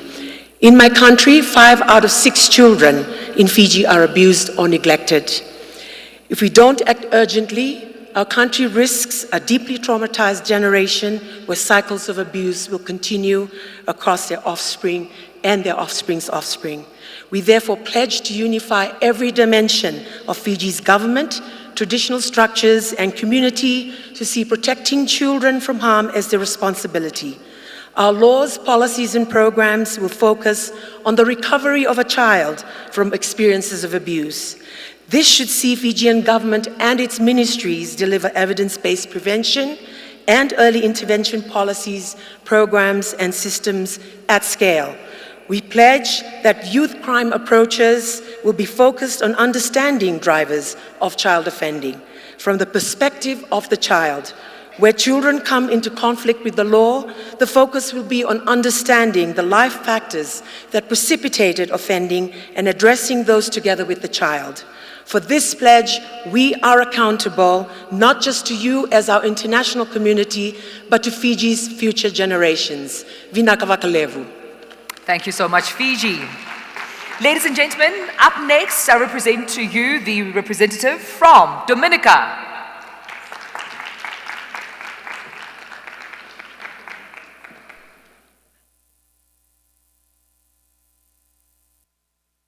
Good morning. The government of the Commonwealth of Dominica commits to the following. 1, provide parenting support sessions for all new parents by 2030 to strengthen household resilience to combat gender-based violence, child abuse, and neglect within the 7 health districts. 2, to strengthen safe environments in 5 communities by implementing multi-stakeholder place prevention initiatives in identified violent hotspots and communities by 2030 through mentorship programs and national access to mental health services. 3, to establish multi-sectoral and multi-stakeholder coordination frameworks integrated into a planning process in a twofold stage by 2030, with the first stage beginning in July 2025, to collaborate with NGO partners to implement child assault prevention programs in primary and secondary schools, and to work with the Ministry of Education to enhance protection sections under the Safe School Initiative.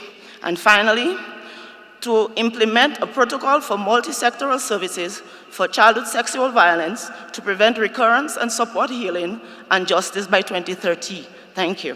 Thank you so much, Dominica. Ladies and gentlemen, our final speaker is a representative from Morocco.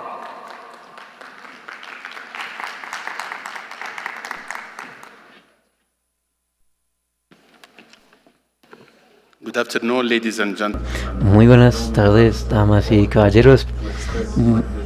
Primero, estoy aquí to reaffirm the unwavering commitment of His Majesty King Mohammed VI of Morocco in favor to protect children internationally and nationally. Morocco would like to make the following pledges.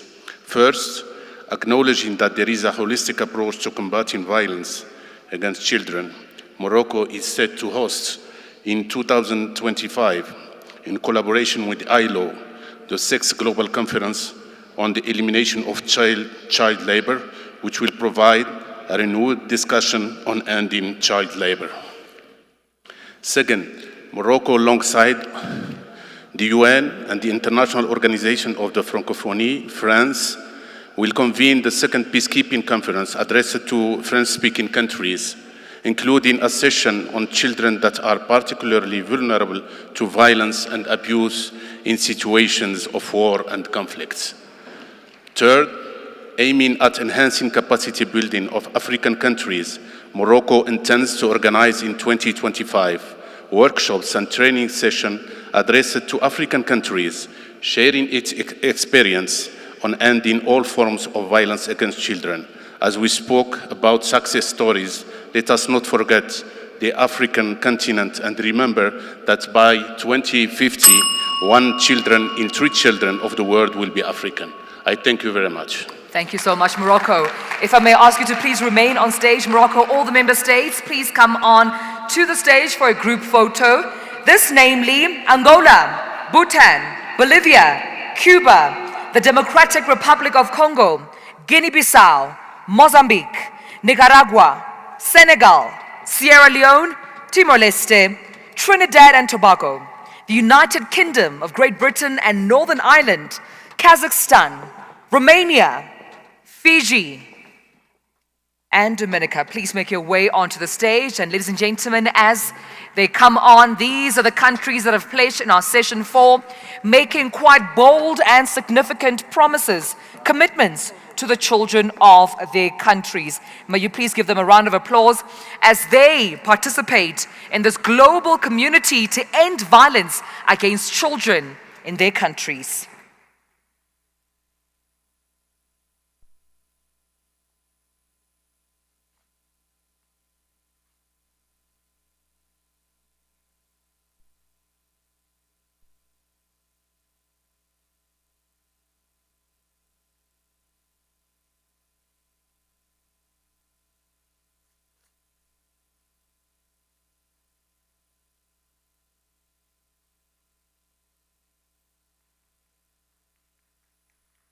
Thank you so much.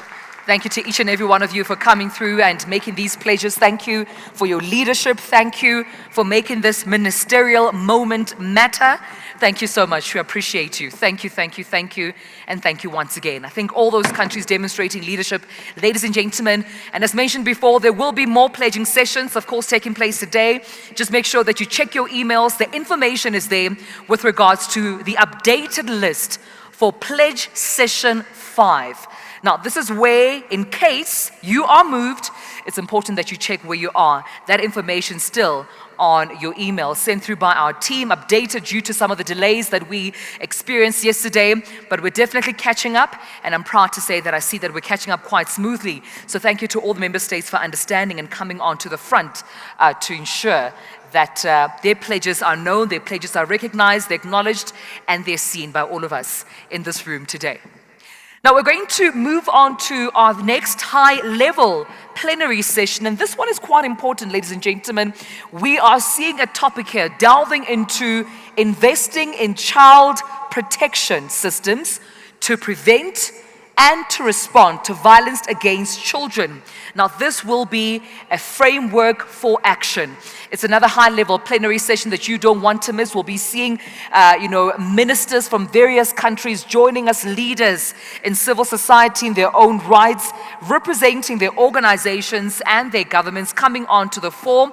So I'd like to hand you over to, of course, the panelists that are standing by on the side of the stage, ready to engage with you, but also perfectly moderated by Astrid Candelas. Of course, the session I want not to miss. So please, ladies and gentlemen, allow me to welcome onto the stage the moderator for this session, Astrid Candelas, as well as your panelists come onto the stage. Let's welcome them with a round of applause, please. Oh, sorry.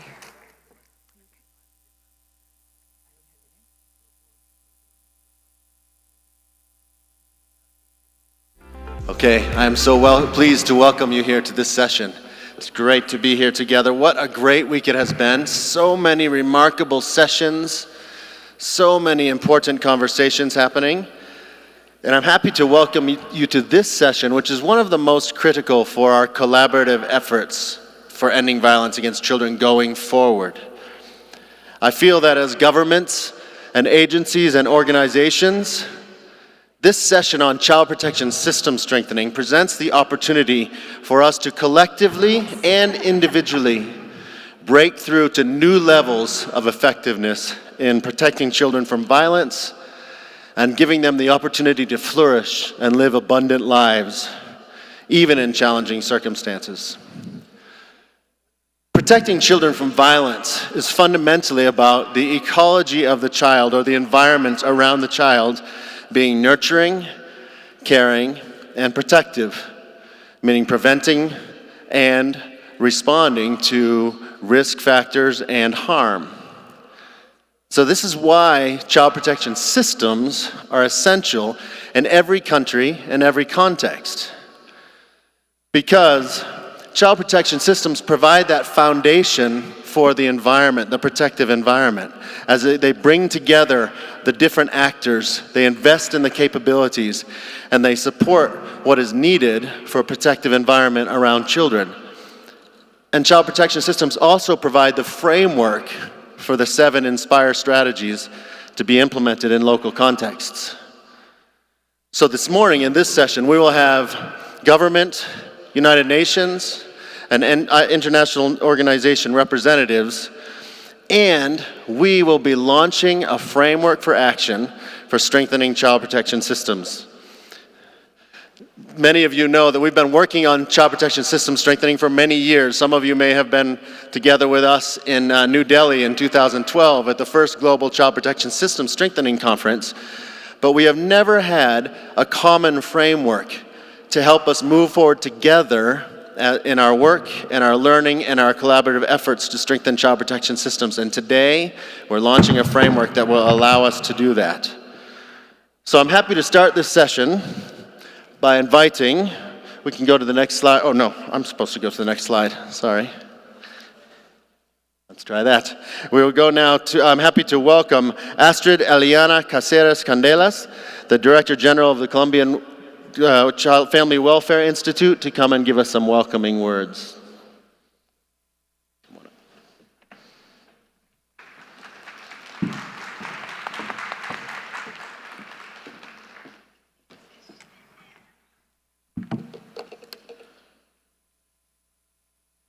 Well, once again, thank you for being here, thank you for sharing, and thank you for allowing Colombia to be an articulate piece when it comes to the building of commitments and working.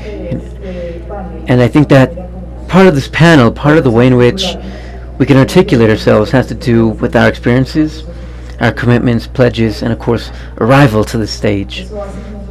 That will mean, in terms of coming together of pioneers, of articulation, and doing efforts that we're able to unify some actions. I want to tell you how, as a country, we've sown that commitment with sibling countries. That commitment has to do with our stories. We're countries that we have around 14 million children right now. We're a country that has gone through a lot of internal conflict and struggle that has led to the point in which conflict has specific characteristics and specific zones that are afflicted. This has led to conversations talking about, okay, what does an integral protection system mean for boys and girls within our countries, within our specific context, and what does it mean for us to become siblings with other countries on the global stage? How can children be afflicted throughout different nations? Our conversations have gone through civil society. Colombia has organization platforms that have been, for many years, working on norms, working with governments so that we can work on significant progress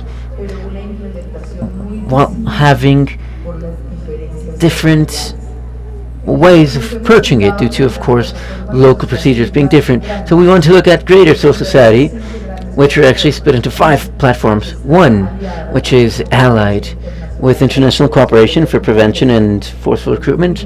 As I stated, this is something that has become ingrained in our history, unfortunately. We see that there's another vast platform for childhood, for organized civil society.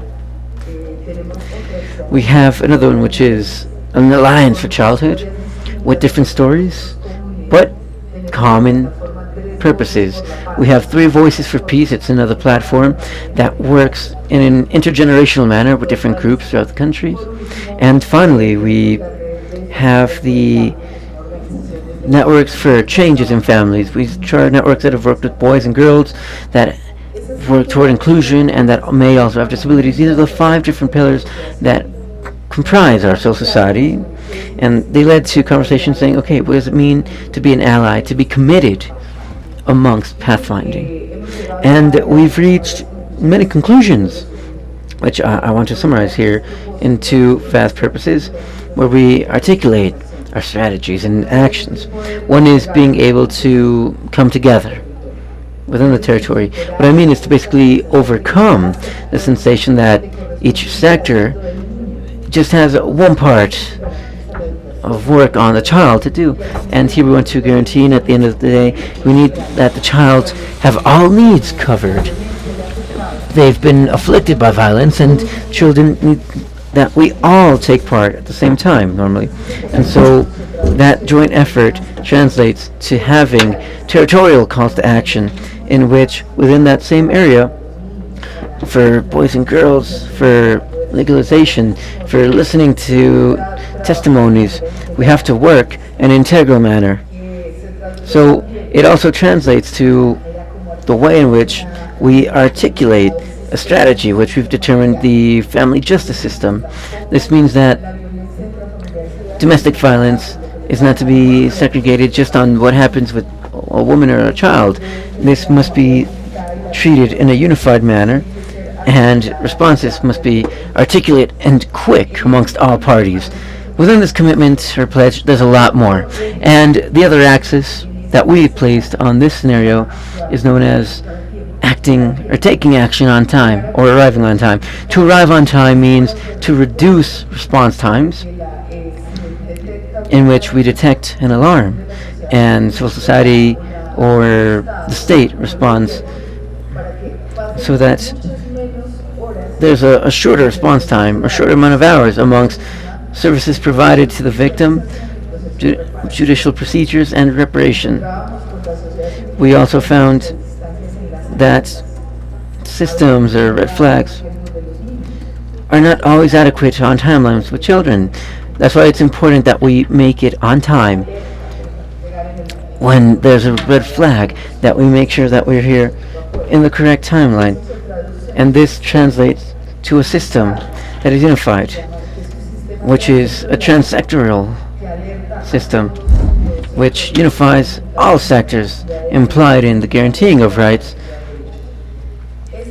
And that transsectorial sector has unified campaigns of massive scales, which allow for us to pretty much map out a national plan or pathway with progression toward common efforts. That path toward common efforts on rights for boys and girls that are most afflicted in specific territories is to be traced on a pathway which shall have a deadline and shall also be cross-drafted with Sustainable Development Goals, specifically 26, with a maximum deadline of 10 years, with goals that approach that transsectorial system.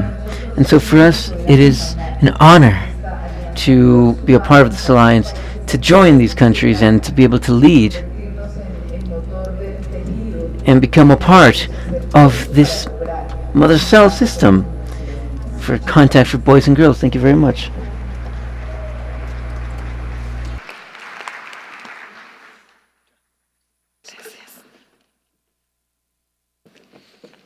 Thank you so much for those very insightful, welcoming words Really appreciate that. And now we get to shift to two people are going to be sharing some opening remarks. And every time I've heard either one of them speak, they've brought a lot of wisdom and helpful contributions to the conversation.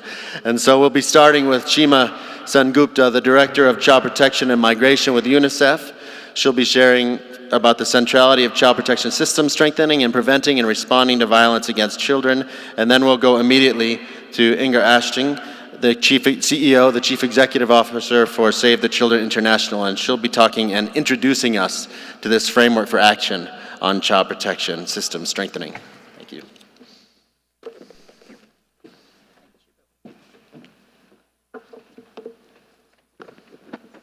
Good morning, everyone.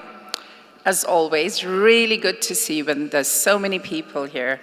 And it's all those who really care about how we work with children and for children. Children today face so much risk: armed conflict, violence, climate change, unsafe migration, you name it, a whole lot of things. And one of the things that's important for all of us to remember is that these risks often intersect, thereby exacerbating vulnerabilities and the risk of violence. So what happens is the challenges are enormous. And when challenges are enormous, we have to have solutions that work. And we do. And Bill started referring to the child protection systems, so that's where I'm going to go. We know that strong child protection systems are one of the most effective and sustainable ways to prevent and respond to all forms of violence against children in all contexts. So a robust child protection system is really the background of violence prevention, reduction, and response, and essential to achieving the 3 breakthrough approaches to end violence, including parent and caregiver support, safe and enabling school environments, and response and support services. So, what is this system? It sounds a bit abstract, but actually it isn't. I know when we think about it, you know, we talk about a health system or an education system. Everybody knows what that is, right? It's very tangible. You have schools, you have hospitals, and so on. But then when you think of a child protection system, what is that? So, it's not complicated. We're just here to kind of clarify what that is. Many of you do know and work on various parts of it. Some of you do some, but let's just all come to this common agreement here.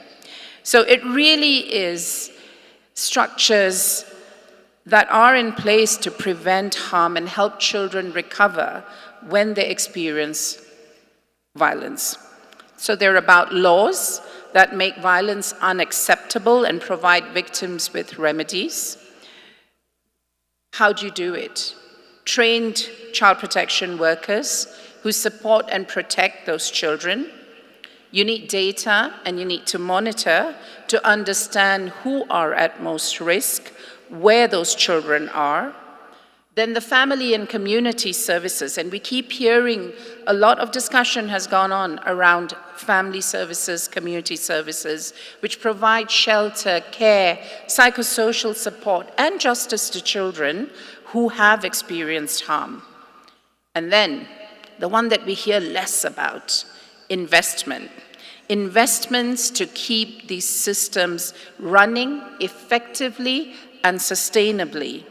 And then most importantly, it is about engaging communities, families, and children themselves. And at various sessions during this conference, we've heard children, young people, survivors, family members tell us about that. It is so important to do so. So what makes this system unique? What makes it unique is that the child protection system works across multiple sectors with social welfare and justice at the core. This requires a very strong leadership and coordination at the highest levels of government. and hence the panelists here. So, it's really not that abstract. It is quite clear. In fact, for children who are at risk or experience harm, child protection systems, well-functioning ones, can make all the difference in their lives. It is real. And very, very quickly, I was in Tanzania recently, in Zanzibar, and we went off to a community quite far off from the center. And there we saw firsthand what a robust child protection system does when it is able to support children. So there are district child protection units who receive child protection cases of concern from schools, teachers, hospitals, police desks, and so on. These units then refer those children to the appropriate services, which include alternative care, shelter, healthcare, psychosocial support, legal aid, as the need may be. And then what we saw is because the system moves, you see these services moving upwards, the system actually felt like a secure web that could catch, hold, and support children experiencing different forms of violence. This is what is needed everywhere, with many sectors playing a role, both in prevention and response, with very clear accountabilities and coordination. So, distinguished guests, many countries around the world are already seeing the positive impact of investments in their child protection system. We see the biggest progress in countries that have invested in inclusive, resilient, and human-centered systems. Inclusive because they protect every child without discrimination. Resilient because they can adapt swiftly to conflicts or natural disasters and evolving contexts. Most importantly, human-centered, with a well-trained, dedicated child protection workforce, from the social workers to the community volunteers who are supporting children, connecting them to critical services, and reuniting them with families where possible. We know that without strong child protection systems, children will fall through cracks. Fragmented solutions do not work. We need coordinated systems that can adapt to each child's unique needs, a system that can protect them at home, at school, in the community, and even when they're online. Over the last 2 decades, UNICEF has been working alongside governments and partners to strengthen these systems. And I actually would like to take this opportunity also to thank particularly our partners, Save the Children and World Vision, with whom we have embarked on this journey and arrived here. So today, as we look forward to the future, I urge each of you to endorse the framework for action on child protection system strengthening and join our global commitment to strengthen these systems to protect all children everywhere. Thank you.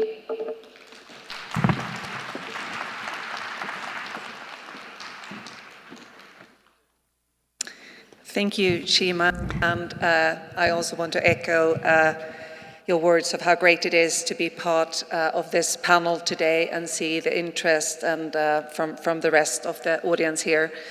And for me, I'm absolutely delighted to be part of this high-level panel on strengthening child protection systems. We are all here because we have the same goal, to protect every child. And I'm reminded of our shared commitment to ensuring that children are protected, cherished, and given the opportunity to thrive. The UN Convention of the Rights of the Child lays a vital foundation for our work, but it's not merely a document. It is a powerful reminder that every child has the right to a safe, nurturing environment, free from violence and exploitation. Article 19 obliged us to take all appropriate legislative and other measures to protect children from all forms of violence, which we now measure in Sustainable Development Goal Targets 16.2. It is encouraging to be here at this conference and hearing the ambitious pledges from so many governments around the world. But we need to do more, and we need to do it in a more coordinated way. A child rights approach to protecting children from violence means that children, as right holders, must be at the center of all our efforts.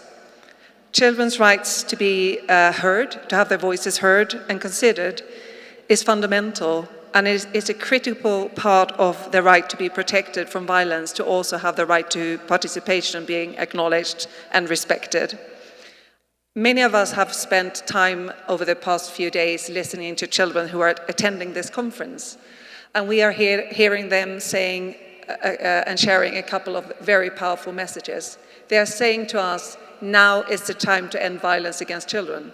They are saying to us, we now must break the cycle of violence. And they also tell us that you need to listen to us when you are thinking about the different ways of actually addressing violence against children. And I think it's really important that we all understand that this is a reality. We cannot prevent and respond to violence against children without understanding children's own experiences. And we can't designing our support to meet their individual needs without that knowledge. And when we listen to children, what they also tell us, and I'm sure that you have thought about this as well as I have, when you listen to them here at this conference, they speak about so many different dimensions of violence, because they don't live their lives in compartments, and nor is their experience of violence in compartments. So if you look at it from an individual child perspective, they might be experiencing violence at home, corporal punishment at home, experience further violence as they are going back into school or walking around in society. But they can also be in a situation where they find themselves being forced to work on the streets to protect, to support their families. So from a child's perspective, violence has so many different dimensions, and we need to factor that in when we think about how we respond. So addressing each of these issues that a child faces individually means that we need to ensure that we are not duplicating efforts and resources, that we are responding to the complex needs of children and are solving all the problems collectively and not one at a time.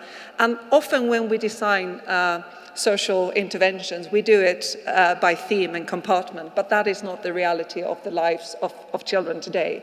So too often today, child protection initiatives are fragmented, under-resourced, we heard that just now, leading to gaps that put the most vulnerable children and their families at risk. So when we do this work, we need to ensure that we are starting from the perspective of children, and that shows us that we need to take a holistic and comprehensive approach to child protection. A strong and inclusive child protection system is the most effective way to both prevent and to respond to all forms of violence against all children in all contexts. So I am very excited about being here today, launching a framework for action on child protection system strengthenings. And this framework sets out 6 priority areas of action which are essential for building strong and inclusive child protection systems. If we focus our efforts and our investments in these critical areas, we can deliver transformative shifts in child protection that we know is needed if every child in every context is to enjoy their rights to live free from all forms of violence. So I too urge you to get on board to endorse this framework. And I also want to end by saying that strong child protection system requires strong partnerships with many stakeholders coming together to play their parts under the leadership of governments, because this is ultimately the responsibility of governments. But we are a lot of other people, other actors who have a role to play. As Save the Children, child protection systems have been a core focus of our work addressing child protection for over a decade, and therefore we are very proud to be endorsing and championing this framework as a way of restating our commitment towards building strong, inclusive and child-centered systems.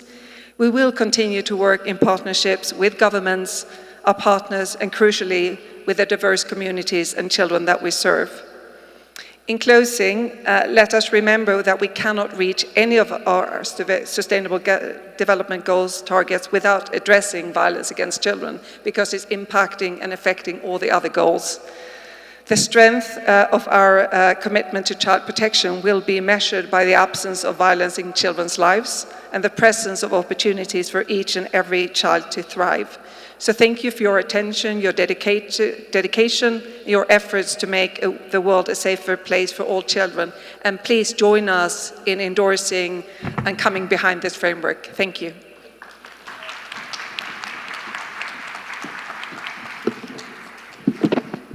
Thank you so much, Shima and Inger. So many wise words. I love the emphasis on being inclusive, child protection systems being inclusive and resilient, ready to respond as challenges and conflicts emerge, human and child-centered, the importance of listening to children, the collaboration that's necessary. That was great. I told you there'd be lots of wisdom. Here are the 6 elements, just to be clear. And later we'll be showing you a QR code where you can link to this, but basically, to go over it very quickly, policy and legislation is the first pillar of child protection systems in this framework, protecting all children from all forms of violence. Then governance and coordination, with a lead government agency being designated to coordinate child protection work across all sectors and from national to local levels. The next is a continuum of services, child protection services, from prevention to early intervention to response services. Fourth, very important, I'm going to jump up to child and community participation.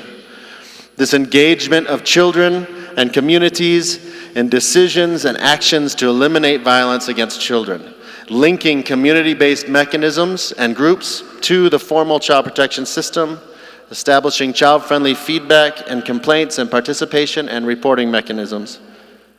Next, human and financial resources, especially for a well-supported and qualified social service workforce.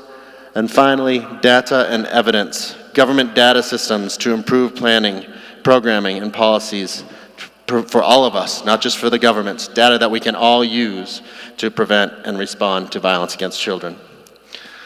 So we're going to move now to a panel where we're going to be hearing from a number of government representatives, and I'm going to come sit with you so we can be comfortable and have an actual panel. I'll come sit down there. Yeah, I think that. What's that? No, I'll bring the mic. We're going to pass mics, is what I was. Yeah, so it'll feel a bit more like a panel, and we can move a bit more quickly, hopefully. And so we're going to be hearing not just about the pledges have been so important this week and the commitments and looking forward, but in order to look forward, we have to think about what we have learned and what we can learn from each other. Be grounded in the things that we have learned from what we have done and the achievements and progress we've made already in different contexts, and to learn from each other. So we're going to take a few minutes to have some questions about some of the things that these governments have done that they have learned from and that we can all learn from and appreciate. So that's where we're going to go, and I'm going to come over now.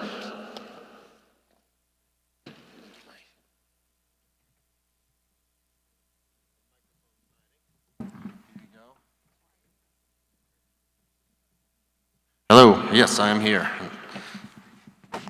So I'm going to give each of you, we have 6 minutes for each of you, and we have 2 great questions. So if you can answer the first question in less than 4 minutes, we'll ask the second question. And if you can't, we'll just take all the value from the first question. But we don't want to be forced off the stage. So we're going to start with Brazil. And we'll be hearing from Mekai Evaristo, the Minister of Human Rights and Citizenship. Such a privilege to hear from you. Brazil has a decentralized child protection system. How has a localized approach to child protection benefited the most vulnerable children?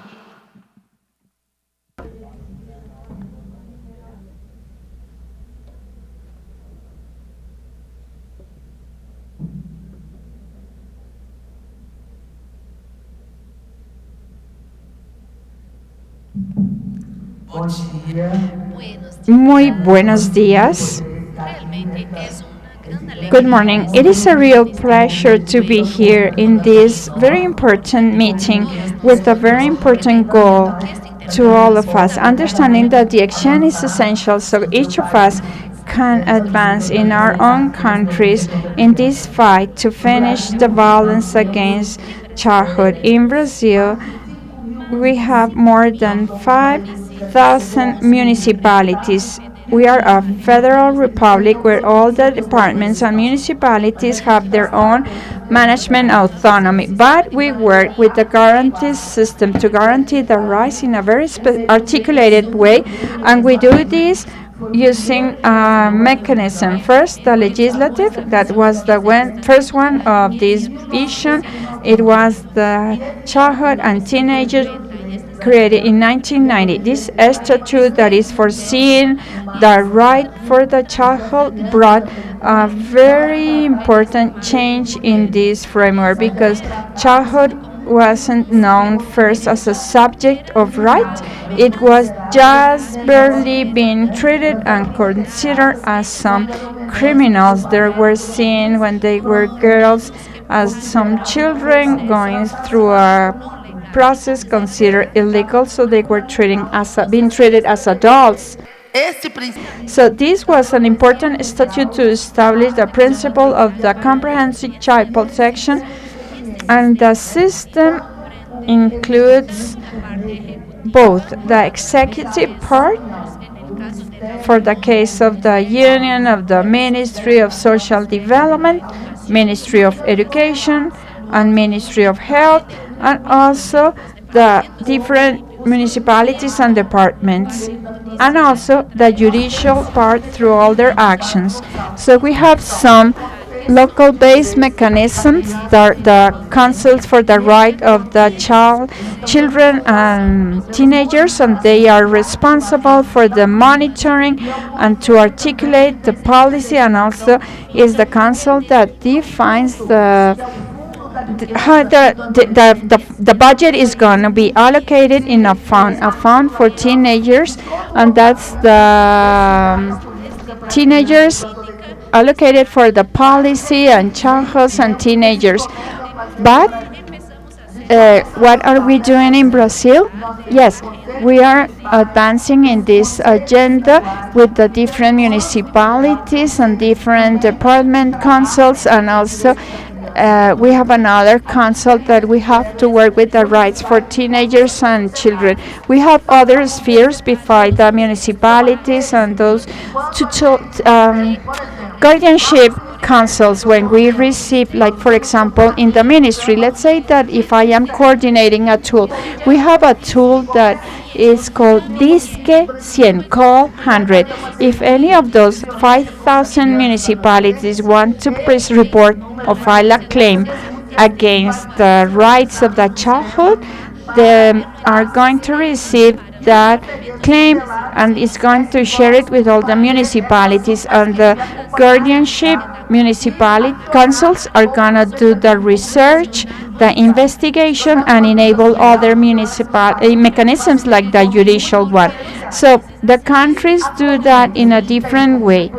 Currently, we have the strategic plan of the government from President Lula. We have the agenda where we allocated a budget, an investment marker for the policy allocated for the children and teenagers. So we, within our 4 years of government, in every area we have some budgets and budget marks where we can see the budget allocated for the children and teenagers. From the more than 80 programs that we have, at least 41 of them includes a budget for the children and teenagers in our country that is very large. And with this decentralization, how we act is very important to understand how this system works and to educate to all the stakeholders. We also act in the Ministry of Education, articulating the education of the guardian councils and other organs of rights and law. Today we have the participation not just of the civil society organizations, but also we are articulating with the judicial, the executive, and the legislative branches, because in the legislative environment we have the federal and departmental aspects, and sometimes even the municipality. We have legislative conditions that support the right for the children and teenagers in the judicial aspect also. So many. Such a great example of across, I think you said 5,000 municipalities, such an actual investment of budget and connecting of so many different departments and sectors and groups in ways that are grounded and real. Thank you so much. Great example, Brazil. We'll move now to Sweden. And we're going to hear again, which is great, from Camilla Walsterson Grönvall, the Minister of Social Services.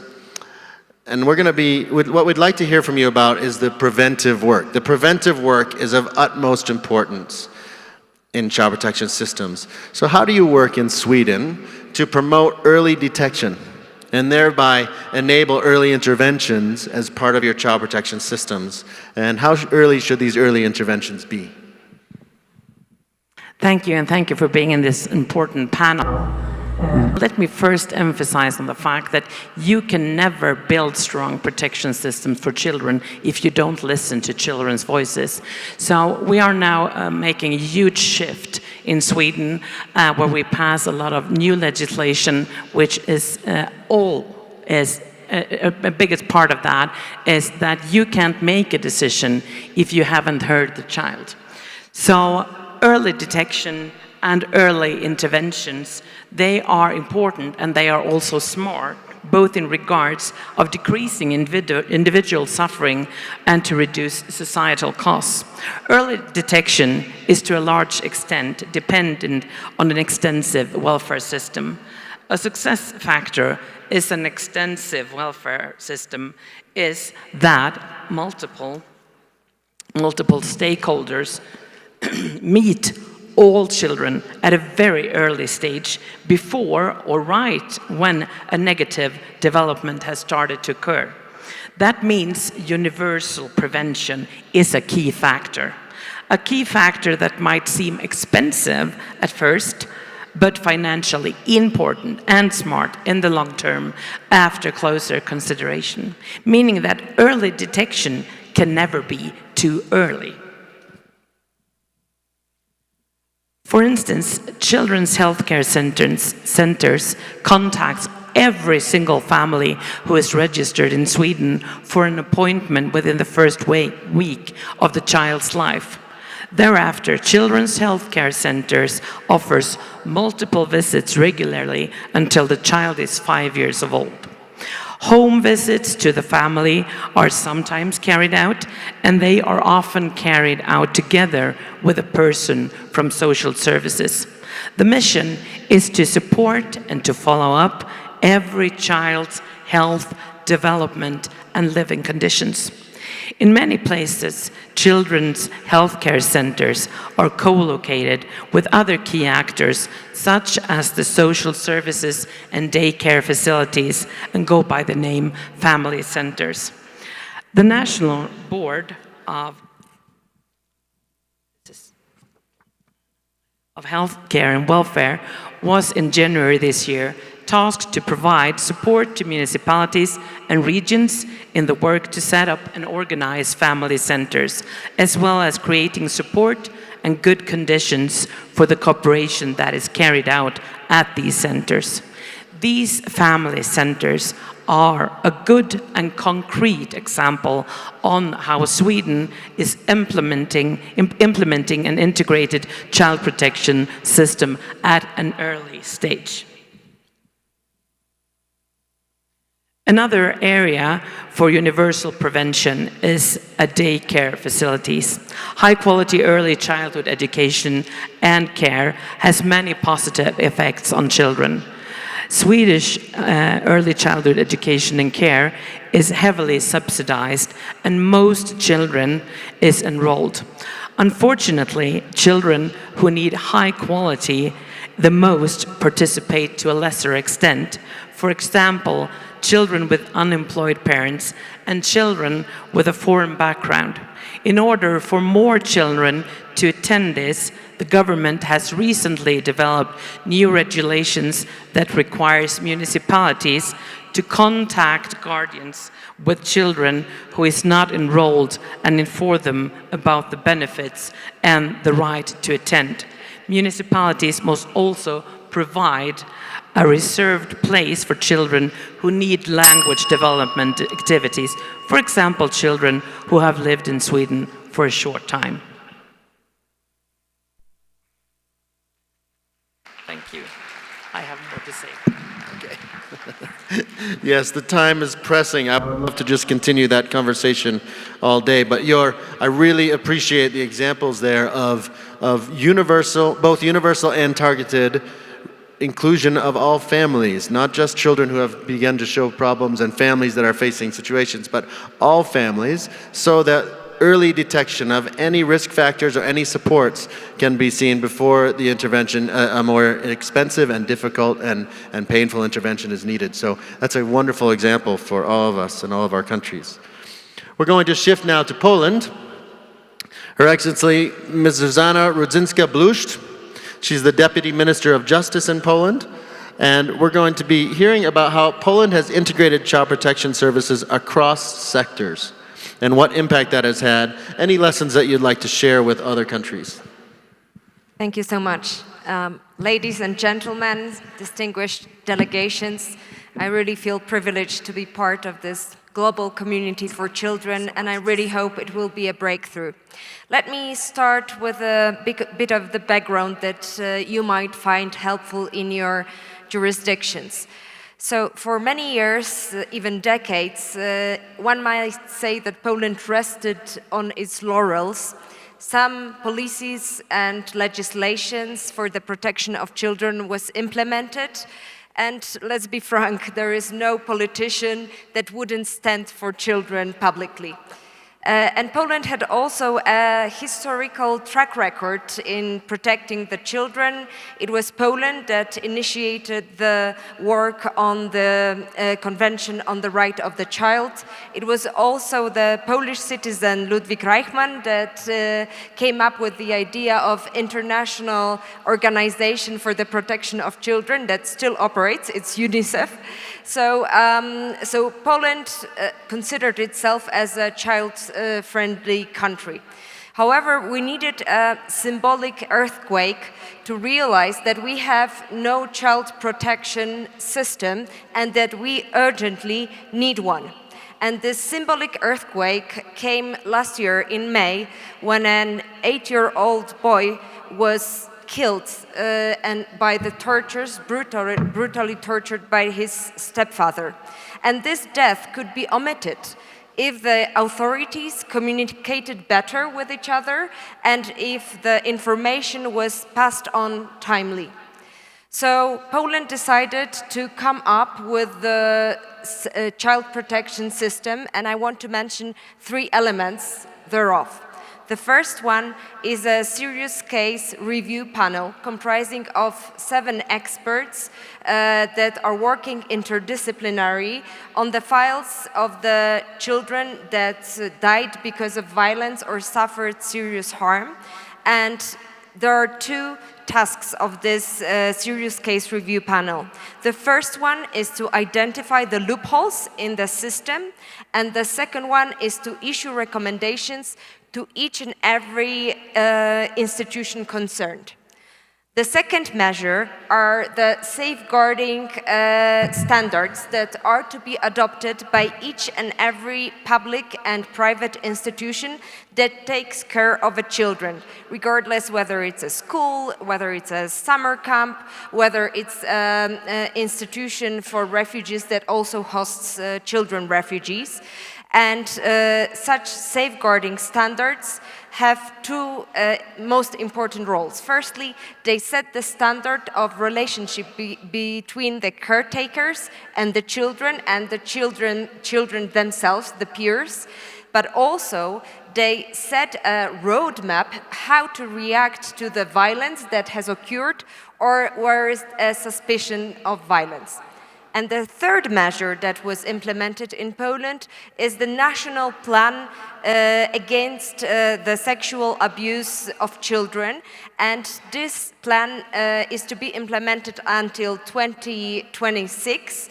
And it has two crucial characteristics. It's interdisciplinary, so it engages all the actors in Poland, either on municipal or ministerial level, and it's very complex.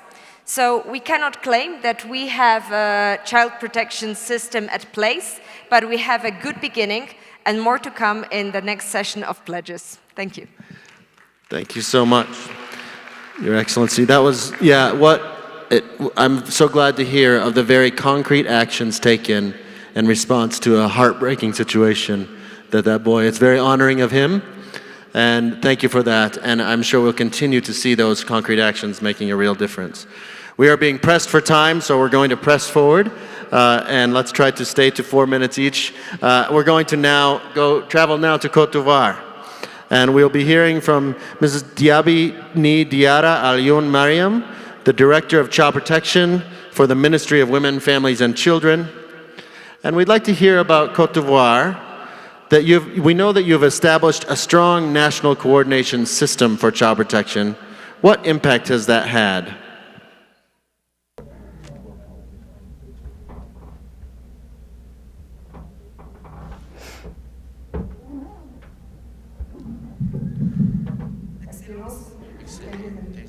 Sus Excellencies, Your Excellencies and dear guests, ladies and gentlemen, welcome. It's an honor for Côte d'Ivoire to be part of this panel to end violence against childhood. I want to say to all the moderators that my name is not Turi. I am in charge. That's a number in my position. I'm not the minister. I am replacing her. But anyhow, it is an honor to speak on behalf of her, of the Minister Touré. In Côte d'Ivoire, we have a protection system for children, and that's a policy that is across, based on the cooperation of different stakeholders. And the different stakeholders are interacting all together under a framework of coordination that we have. And the national protection policy for children has allowed us to implement different coordination systems. We have a central one, and that's the Interministerial Committee for Child Protection created in 2019, and the decentralization. We have a coordination, the Interministerial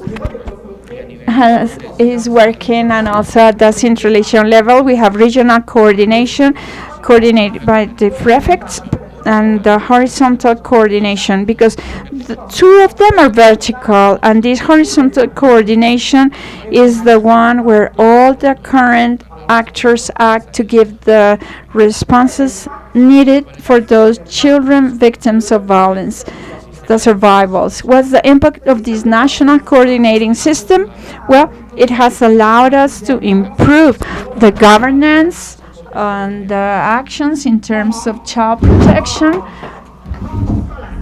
and also to reinforce the synergy and the different interventions that are being done by the state and non-state stakeholders, allowing us to have efficient and coherent and on-time responses. It is important to say also that the framework of coordination allowed all the different stakeholders to understand their own roles and responsibilities, and also that framework allowed the reduction and to overlap these actions, allowing also to reinforce the association among the government, the civil society, and all the different partners for the development. It also allowed to move important resources that were available for the different professionals who are the social workers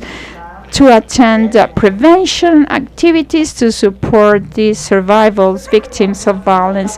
The framework of coordination also facilitated the access of children to social services, integrating different mechanisms of early detection and follow-up, allowing us also to have a sensitivity campaigns on the ground in order to be able at community level to increase the awareness. And I would say the framework of coordination allowed us also to have a comprehensive and efficient focus. Even we still have challenges for the full implementation of this in a sustainable manner. Thank you very much. Such good example there, so many things to think about.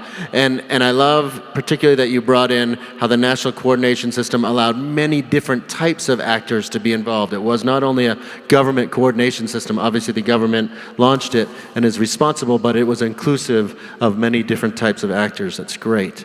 So now we'll finish the panel with the Philippines.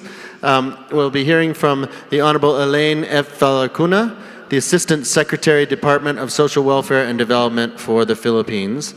And we want to start by saying the Philippines has been at the forefront of establishing community-based child protection services.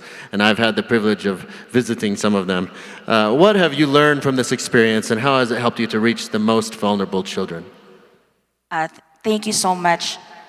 The Philippines has indeed been at the forefront of establishing community-based child protection services.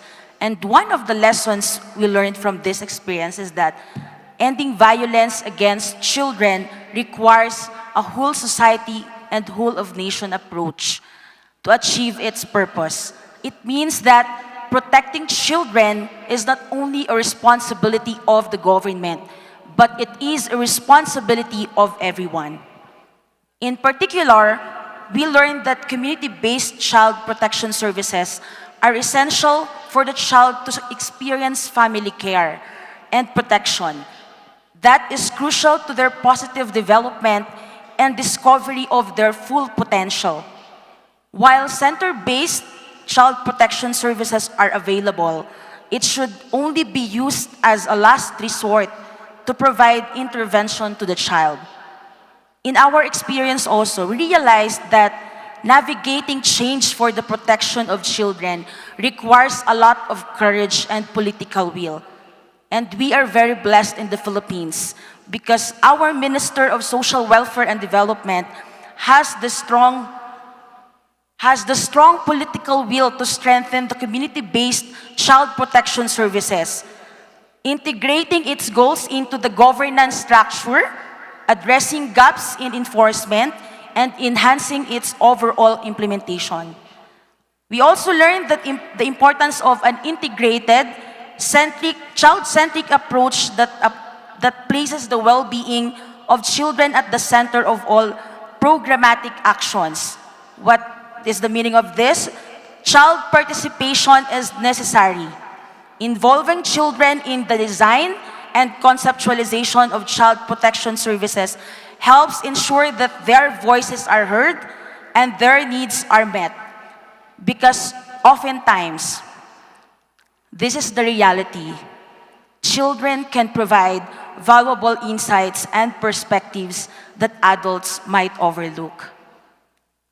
Targeted interventions are also important by understanding the specific needs and circumstances of the vulnerable children. We also learned in the implementation of the community child protection services that families equipped with better health, nutrition, and economic resilience are more capable of providing a nurtured community environment for their children because we are all aware. Sometimes the perpetrator of violence is the family members. Thus, the intervention and prevention should start by providing the parents with much-needed parenting support. Strengthening the role of the local government units and communities really helped us a lot also in terms of making the child protection services effective and closer to the community needing it the most.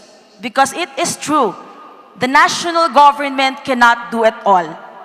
By equipping the local government with guidance and resources, we can assure the child protection efforts are localized, responsive, and sustainable, particularly for vulnerable children in remote areas. Having also a roadmap, strategic, and action plan is important for us to be guided in where we are now in ending violence against children and what still should be done. In the Philippines, we have the 4th National Plan of Action for Children, where the Philippine Plan of Action on Ending Violence Against Children is incorporated. And lastly, we learned that even the best formulated child protection services will fail if it is not supported with an appropriate budget. The sustainable funding is necessary. And in the Philippines, we are currently have a project together with UNICEF and Social Watch Philippines on strengthening public finance management for children. And it aims to improve public financial management for children, particularly at the local level. Thank you. Thank you very much. If we can go back to the PowerPoint, please. And really appreciate that. It is at the local level, the community level, where all of this lands, where reality is. And so those are great insights from the Philippines. Can we go back to the presentation, please, if possible? So just as a reminder, the 6 elements of the child protection system are the policy and legislation, governance and coordination, a continuum of child protection services, children and community participation, human and financial resources, and data and evidence. If we had had time, my second questions, the bonus questions, which we don't have time, we heard the bell ringing, but if we had had time, my bonus questions were going to focus on something that were quite important, and I'm a little bit disappointed and sorry you didn't have the chance to speak to it. But many of them were about the point of being inclusive and including children with disabilities and with different risks, and also children on the move who have been displaced and are coming through. Our systems are for all children and all forms of violence. And your countries have done some very good work on that, so thank you. We have the chance now, we're going to move to launching the framework for action, and I know we're just about out of time, so we'll keep this short, but a couple points. What does it mean? You can see the QR code, you can access the framework for action, and the call to that, to endorse it. It's in multiple languages. What does it mean to endorse it? We're talking about that you are agreeing, your institution, your government is agreeing to the common approach to child protection system strengthening. Be able to move forward with a unified understanding that would support our collaborative efforts, of course contextualized to our context, but learning from each other and moving forward together. So it's agreeing to that common approach, and then second, a commitment to strengthen across the 6 pillars. That's what it is. So you'll see when you download this, a number of organizations and agencies have already endorsed the framework for action, and thank you. And we've also had a number of governments who have gone ahead and endorsed already. And so we're going to do that, and then we're going to finish with just a final clapping. But I'd like to ask, I'm going to read out the 11 countries that have already formally endorsed this framework for action. And when I read those out, if the governments could stand up and the delegations could stand up, and then we'll give you a hand. So these are the countries that have already endorsed and have led the way for us. 1, Bulgaria, Moldova, Bhutan, Sri Lanka, Costa Rica, Trinidad and Tobago, Philippines, Dominican Republic, Philippines, you gotta stand up, Dominican Republic, Somalia, Sudan, and Turkey. Thank you so much for leading the way. For the rest of the governments, as you look to endorse this, I know you're in process, some of you are in process, you included this in your national preparatory sessions. Please alert your country, the sponsoring partners for this framework, either UNICEF, Save the Children, or World Vision, when you are able to endorse it, or if it's still in process, give us an update by the end of this year, by the end of December, please. And so finally, I'm going to finish by inviting you as individuals, not to formally endorse this, but to emotionally endorse this, to express your support and your enthusiasm for governments all over the world unifying in our commitment and our work going forward in each context to strengthen child protection systems, and to do that by clapping or cheering or whatever you can do. Thank you very much, and thank you to this session. Okay, thank you. What's that? Yeah, so we'll do a quick photo here before we finish, before we leave the stage.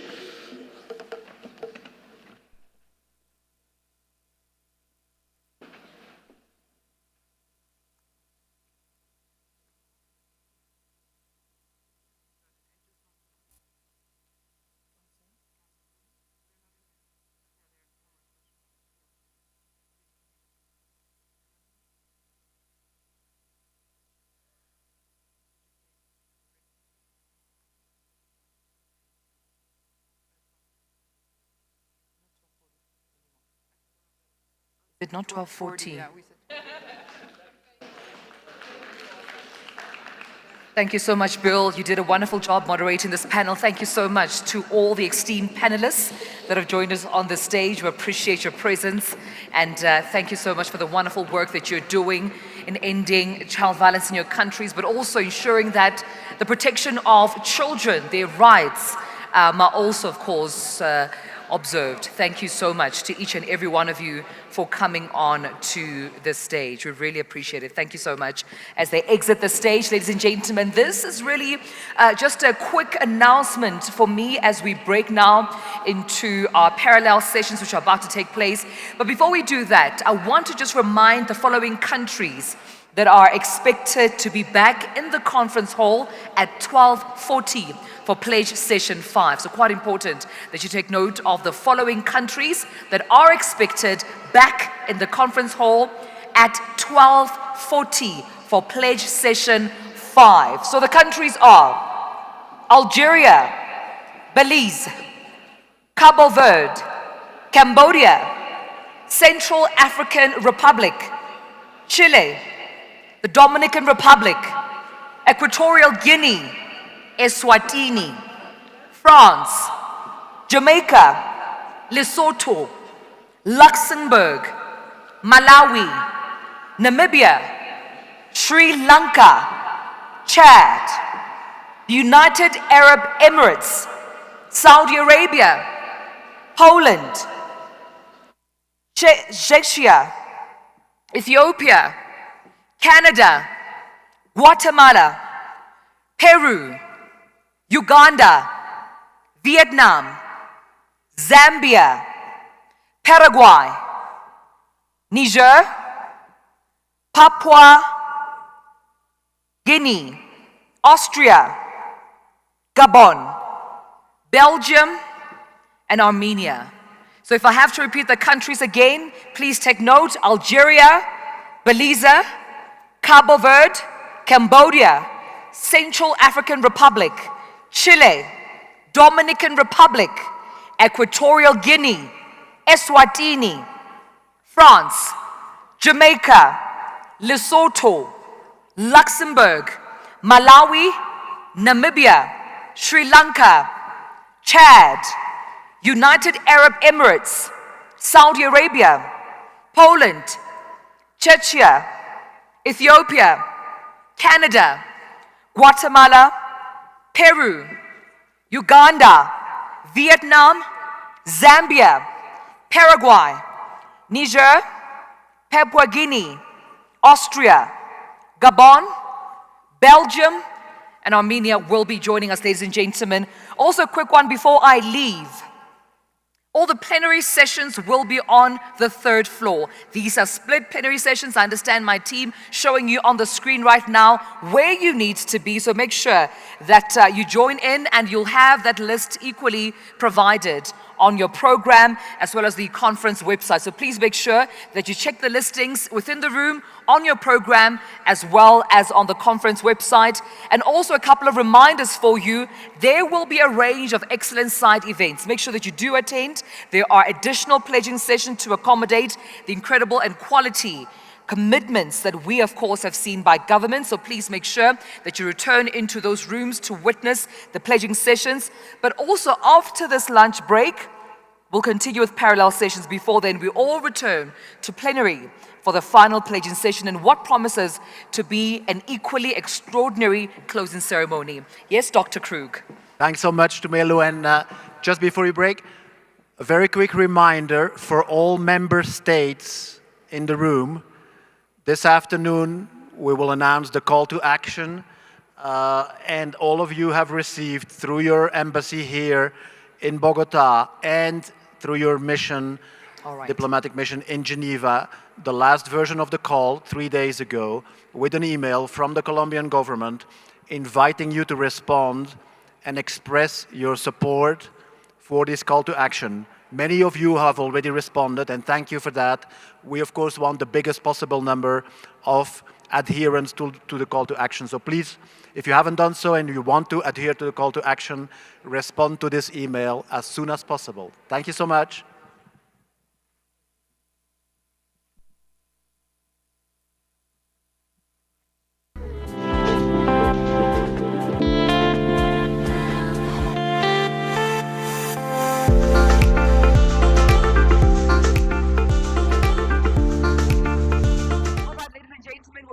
Start our next pledging session, number 5. If I may please ask you all to take to your seats and ready yourself as we give the respect to the next member states that are about to come on to the fore.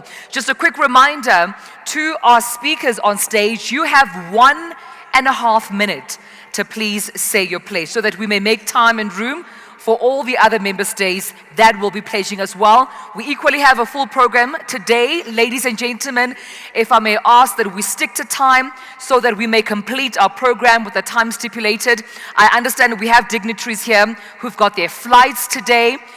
So we want to make sure they honor their participation in the program before they have to therefore head over to the airport to their flight. So please, let's keep to time. 1.5 minutes, you'll hear the bell, which means conclude. But ladies and gentlemen, the first speaker for this pledging session number 5 is the representative from Algeria. باسم بلاد الجزائر.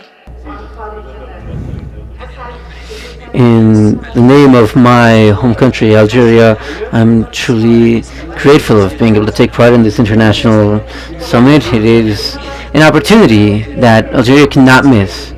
Our political willpower and in the compliance of everything that we've strived for while supporting all laws regarding protection for childhood makes us be committed that in 2025 we shall hold a conference amongst 2025, 2030, between that time period, aligned with all the frameworks of a legal nature and of international nature as well.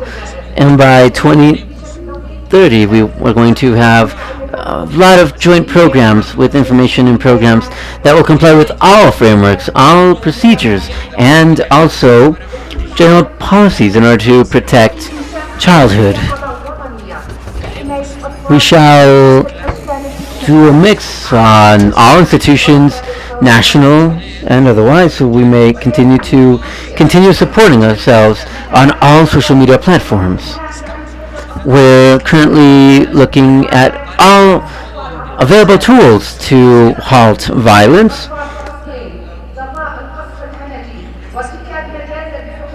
against children. We must come together as an international community in order to protect every child without any sort of discrimination, so we can also have a better future for ourselves. Thank you very much. Muchísimas gracias, Algeria. Muchísimas gracias. Vamos.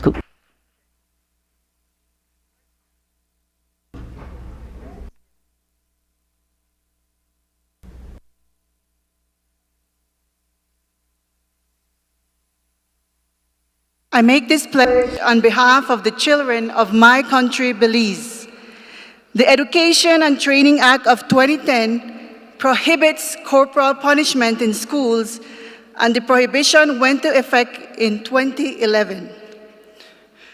We pledge to end the corporal punishment in home. In late 2023, we've completed the evaluation of the child protection system. The results are the inputs for the development of the Child Protection System National Strategic Plan 2025-2030. We too are in the process of increasing the age of marriage from 16 to 18 years. We pledge to increase the prevention of the unacceptable violence against children and adolescents. We pledge to ensure that all child survivors receive quality services by competent providers.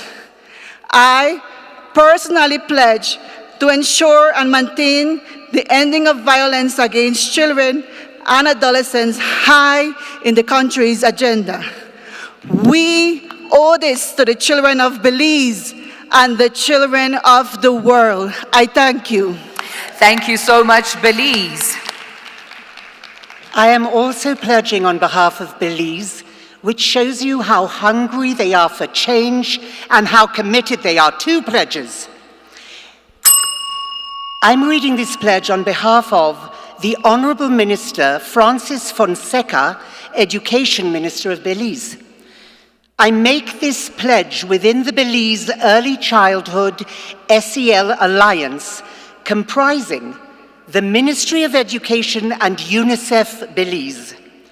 Within the context of reimagining education through social and emotional learning in the early grades and building foundations for the future of Belize, we jointly pledge to expand our successful Think Equal program to an additional entire grade level in the 2025-2026 school year, thus embedding this violence prevention program across the whole spectrum of early years education in Belize for every 3 to 7-year-old child in all government primary schools.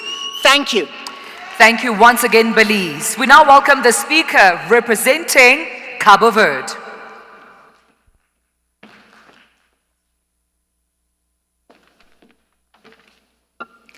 Muito boa tarde a todas e a todos. Good afternoon to everyone, and I think, well, I know how go ahead and talk in regard of the Ministry of Feminism of Cape Green, which is unable to be here. And let me please let you know that I'm truly thankful on behalf of the government. We're grateful to the government of Colombia and to all associating members here for coming together. This represents the union and efforts of different nations with the end goal of truly establishing an end goal, which is to eliminate all sorts of violence against children. Regardless of the significant level, protection, violence is to be eliminated for our children.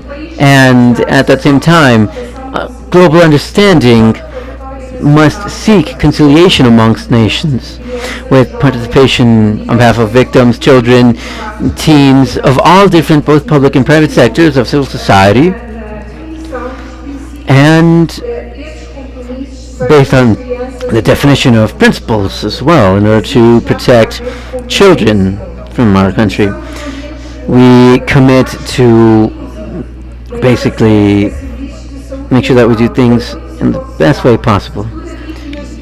That we, of course, provide services to victims of violence and to make use of protection mechanisms and liabilities for the creation of safe environments in community on digital platforms as well, through efforts and protective measures and structures that are to support and undo extreme poverty and or reduction of poverty, as well as participative mechanisms. In this regard, we reaffirm our commitment to have a protective system established in the country, looking at the elimination of violence against children. Thank you very much. Up next, ladies and gentlemen, is the speaker representing Cambodia.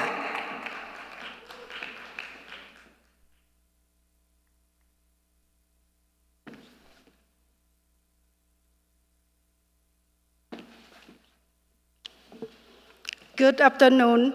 My made a pledge on behalf of children in Cambodia.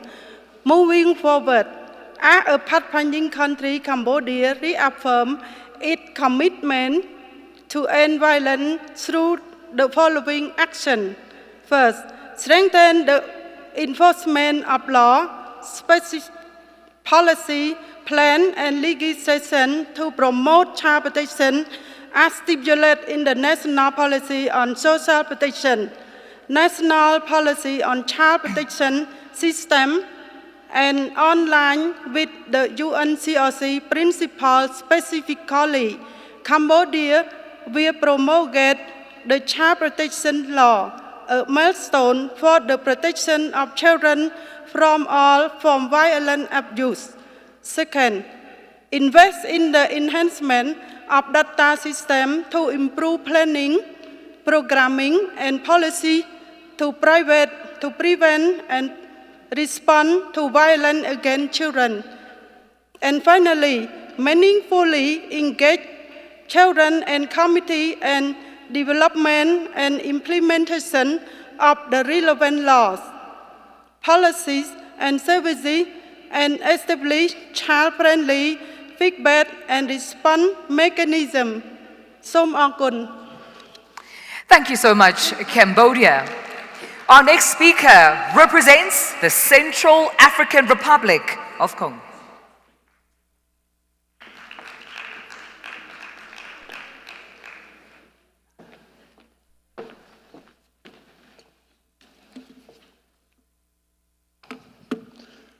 Aux enfants de mon pays, la République Ante los niños de mi país, de la República Centroafricana, to the children of my home country, I pledge that we're going to implement a code for the protection of children in accordance with the National Development Plan. We overall commit ourselves by 2026 to update all national policies regarding child protection and implementing an operational strategic plan so we can also reach human and financial means, always seeking the best in the protection of our children while taking specific measures to increase safety and protection within school and academic environments, and also implementing the National Prevention Plan when it comes to violation of children's rights, and instead implement a system where we can recollect information, where we can work in a joint manner in different sectors through a network. By 2027, we pledge to finish the assessment of real impact on social work with practical methods to reinforce the implementation of strategies of a national level which seek to end childhood abuse, and of course mechanisms that avoid mutilation of female genitalia. We seek strategies that will always be in the best interest of physical and mental protection of our children of all ages and of every stage of their lives, to support families and caretakers alike, implementing programs that promote the best possible and traditional practices while also reinforcing prevention systems and response systems for all children that are at risk and that are founded on the isolation of all cases. Thank you, everyone. Muchísimas gracias a la República Centroafricana.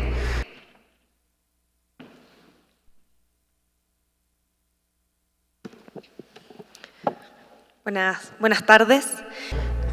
Good afternoon. I pledge this for the boys, girls, and adolescents of my home country of Chile. First of all, by 2025, we're going to sign a national agreement for non-violence against children, which helps avoid all sorts of violence and repair damage or harm that may have afflicted their integrity. Second of all, by 2025, we're going to implement an awareness campaign for positive treatment while also providing information and tools to children, parents, and caretakers alike, promoting protective measures and self-care procedures in their environments.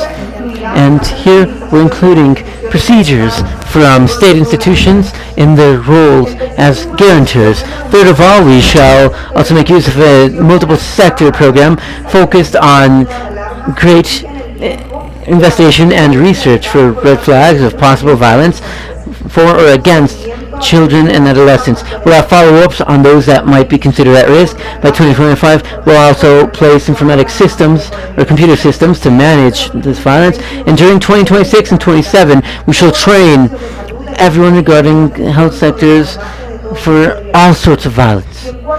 Fourth of all, we shall increase participation throughout the nation when it comes to consolidating councils for boys, girls, and adolescents. Up next is the speaker representing the Dominican Republic.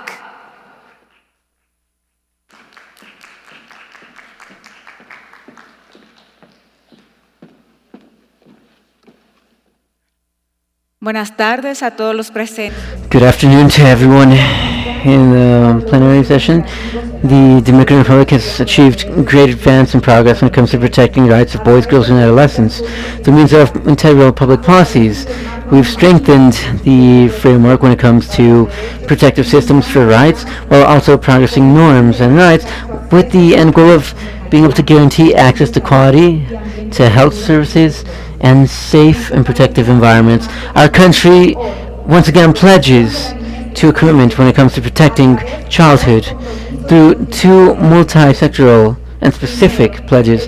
First of all, the positive growth program to train caretakers and parents alike when it comes to different positive discipline and raising procedures based on love, responsibility, and peace to have a great maternity and paternity procedure that is also responsible. There's over 3,000 tutors and parents involved so far.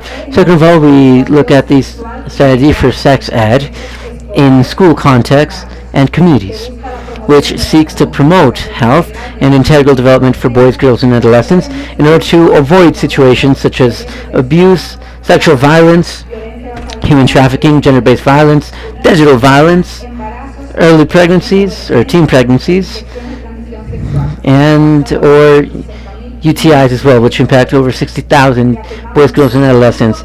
We reaffirm our pledge for the correct development of boys, girls, and adolescents in our country. Next we have the speaker representing Equatorial Guinea. And as the speaker makes their way to the podium, just a reminder that if you have not had lunch, there are lunch packs on the top left of the stage. Please come through to receive a lunch pack. Over to you, Equatorial Guinea.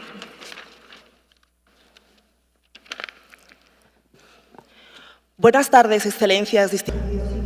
Good afternoon to everyone. And the pledge I make is for boys, girls, and adolescents in my country, in the Equatorial Guinea.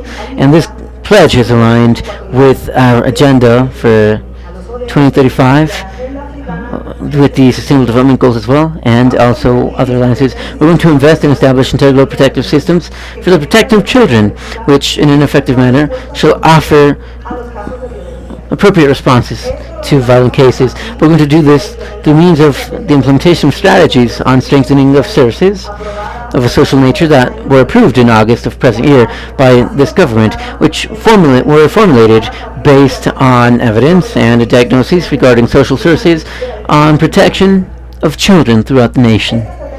This strategy shall allow for us to, first of all, align our mechanisms at a governmental level and political framework with human rights and childhood. Second of all, we'll be able to look and give a more professional insight to the protection of children, and of course provide the correct tools for the management of vulnerable cases and or violence against children. Third of all, We're going to widen medical services as well as legal services, psychosocial services, and otherwise for boys, girls, and adolescents that are victims of violence. Thank you very much. Equatorial Guinea. Our next speaker represents Eswatini.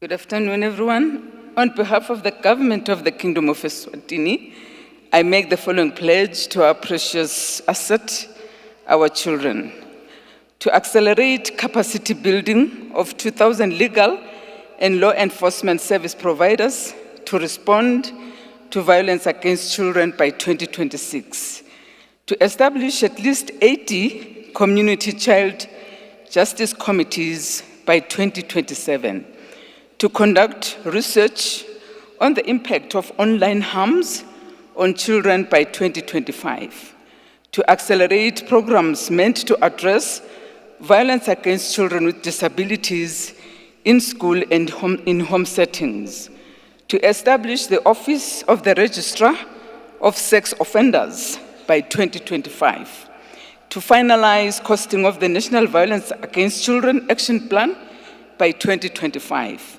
to strengthen the capacity of the Children 116 by allocating Childline 116 by allocating resources for 24-hour response service, to conduct training of 10,000 teachers on the school's discipline guidelines that promote positive discipline by 2028, to implement the national strategy and plan of action on positive parenting for caregivers in 100 communities by 2028, to establish places of safety in at least 10 police stations by 2027, to promote fatherhood by engaging 500 men in parenting, fostering a supportive environment for children by 2026.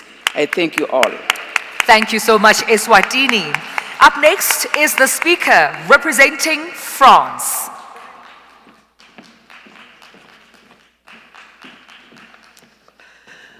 Bonjour à tous, je suis Muy buenas tardes para todos. Good afternoon to everyone. It's an honor for me to talk about France's commitment and pledge regarding violence against children and taking part in this global stage of awareness.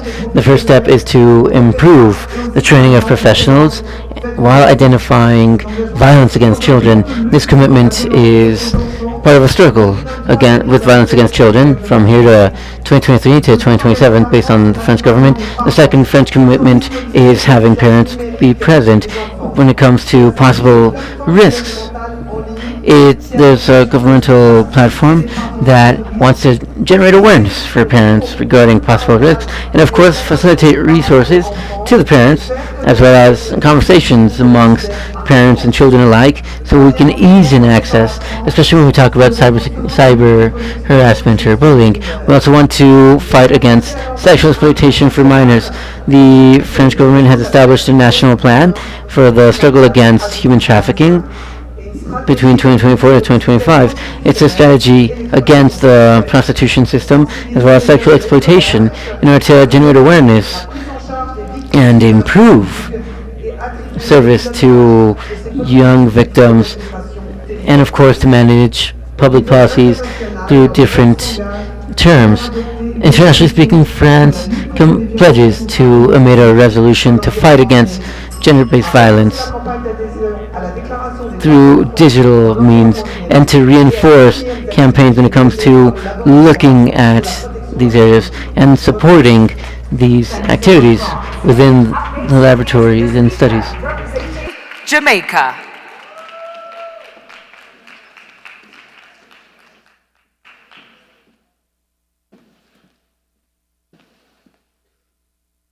Good afternoon, everyone. On behalf of the government of Jamaica, I make this pledge to the children of my country. The government of Jamaica commits to strengthen response and support services for children by implementing a national child protection early warning system. which will use a continuum of services approach to coordinate assessment, referral, and case management processes in the child protection, education, health, security, and justice sectors, and improve response and support services in high-risk communities by 2030. The government also commits to ensure a safe and enabling school environment for children by expanding school-based violence prevention programs to a minimum of 75% of all public schools and institutions. This pledge involves conducting impact assessments of all existing programs and scaling up their most effective components in the school sector. Pledge 3. Safe digital spaces. The government commits to developing and implementing an internationally aligned, evidence-based children's online protection strategy to reduce the risks of child violence, exploitation, and exposure in digital spaces for all children. Thank you. Thank you so much, Jamaica. Well, up next is the speaker representing Lesotho.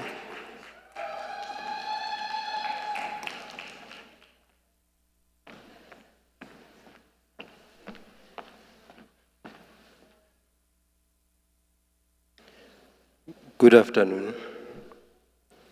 On behalf of the government of the Kingdom of Lesotho, I make this pledge to the Lesotho children. Violence against our children today must be seen as a war and/or an enemy of the state. Therefore, the Kingdom of Lesotho would like to call on its partners, friends, and the nation at large to support all efforts to protect the children in their homes, schools, communities, and online. Collectively, we can create a safe and supportive environment for the children to learn, thrive, and develop to their full potential. In commitment to end violence against children in Lesotho, the government of the Kingdom of Lesotho commits to avail and provide access to comprehensive child protection system to all marginalized, vulnerable children and youth, especially children with disability, orphans, children who are married early, unintended pregnancy, homelessness in rural and urban areas. As a country, we therefore commit to prioritize the following: universal access to parent and caregiving, universal access to safe and enabling school environment, identification, prevention, response, and support to all children. And finally, strengthen the development and legal frameworks and their implementation. Thank you. Thank you so much, Lesotho. Next, we have the speaker representing Luxembourg.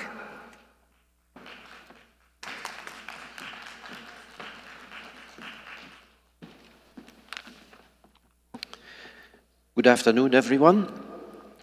I make this pledge to the children of my country, the Grand Duchy of Luxembourg. On behalf of my government, I would like to congratulate the governments of Colombia and Sweden for the organization of this important conference. Luxembourg remains a strong advocate for children's rights, co-chairing the group of Friends of Children and the SDGs in New York, and raising the issue of violence against children at all multilateral fora. Next to our political backing, we are glad to announce a flexible contribution to the Special Representative's office today, enabling her to continue the crucial advocacy, coordination, and awareness-raising work. We witnessed the value and importance of this work firsthand during her visit to Luxembourg in 2023. The Special Representative and her team shared concrete recommendations with us that help us fine-tune our national legislation and procedures. We trust that she will continue her efforts over the coming years and are glad to support the extension of her mandate next year. In a global context marked by numerous humanitarian crises, I would also like to reiterate Luxembourg's continued commitment to the protection of children affected by armed conflict, notably through our support to the work of the UN Special Representative of Secretary General for Children and Armed Conflict. Children remain at the heart of our activities on the ground as we continue to provide unearmarked funding to UNICEF and WHO, giving these agencies the needed flexibility to respond to the multiplicity of crises where children are often the first victims. Thank you. Thank you so much, Luxembourg. Up next, we have the speaker representing Malawi.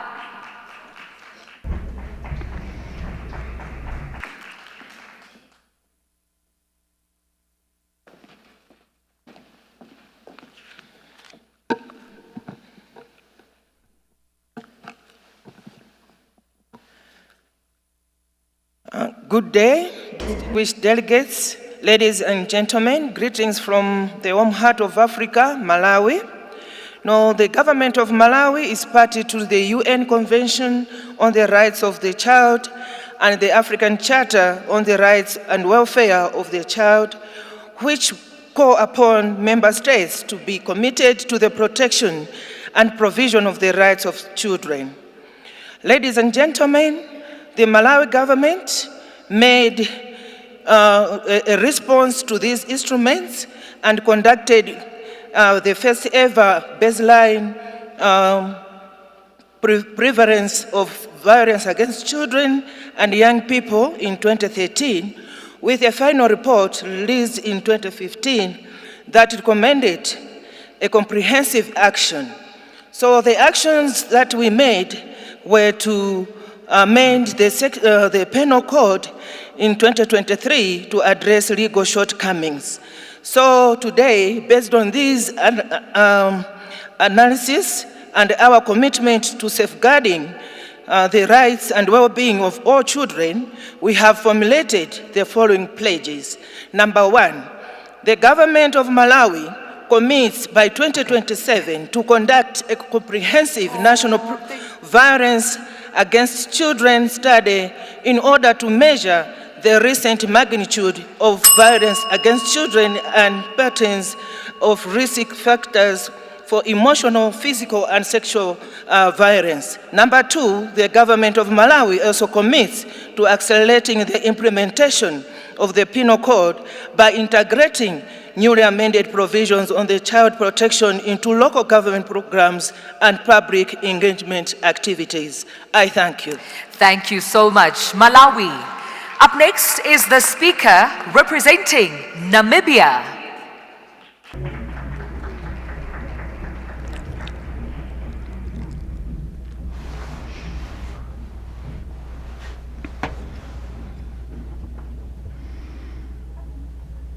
Ladies and gentlemen, I stand to make this pledge on behalf of the Republic of Namibia in an effort to address violence against the Namibian child. Namibia commits to supporting parents and caregivers to ensure children are protected from abuse and neglect and receive nurturing care. This will be achieved through the national rollout and implementation of the National Parenting Program for parents and young mothers across multiple institutional and community settings, and through the strengthening of social protection systems to empower vulnerable families and help prevent violence. The latter will specifically focus on the expansion of the school feeding for early childhood development centers, which are not currently served. A review of the disability grant assessment criteria will be conducted to reflect accurate costs incurred by disability type and enrollment of orphans and vulnerable children on the child grants. Expected deadline within which pledge will be fully realized is in 2030. Thank you very much. Thank you so much, Namibia. Up next is the speaker representing Sri Lanka.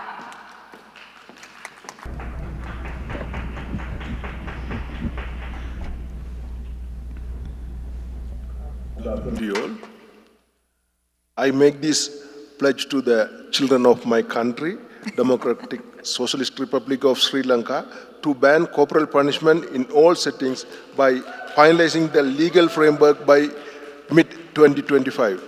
We will develop an implementation plan that outlines actionable steps to all stakeholders by the end of 2025. This commitment will protect children from harm and promote positive parenting practices through education and support. Government of Sri Lanka to clarify the role of the social services workforce in responding to violence. By the end of 2026, we will conduct a functional analysis and develop response protocols, ensuring all relevant personnel receive comprehensive training. This initiative will enhance the effectiveness and efficiency of support services for child survivors. Government of Sri Lanka to establish a continuum of child-sensitive services for survivors of violence. The Ministry of Women, Child, Youth Affairs and Sports will create an effective responsive mechanism by implementing standard operating procedure and referral pathways. By the end of 2025, we will pilot this model in one province within a national rollout plan by 2027, benefiting thousands of children annually. Sri Lanka to strengthen the education system to end violence in schools. The Ministry of Education will revise existing policies and enhance teachers' training on positive discipline technique by mid-2025. This effort will foster safer, more supportive schools environment, ensuring that all children can learn and thrive without the threat of violence or corporal punishment.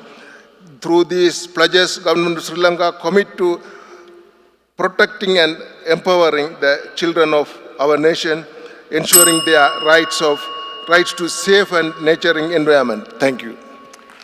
Thank you so much, Sri Lanka. Now, before I introduce our next speaker, just to get everyone just energized in the spirit of appreciating our pledges, please rise up, shake your legs. We're about to get into the next half of our pledging sessions.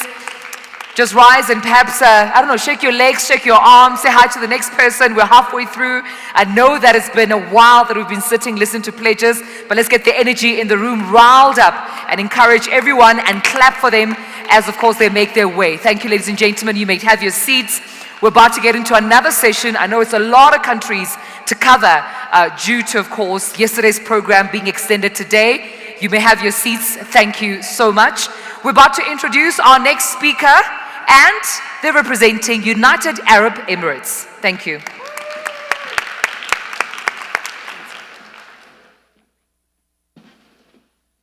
Assalamu alaikum wa rahmatullahi wa barakatuh.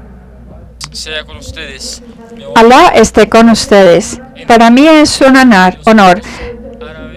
For me, it's an honor on behalf of United Arab Emirates. I want to appreciate the Colombian government for attending this important conference, and with the support of Sweden and UNICEF and representative of the General Secretary of the United Nations in charge of protecting the children. Ladies and gentlemen, and United Arab Emirates has a lot of job to do to protect childhood with public policies and legislations and to develop awareness.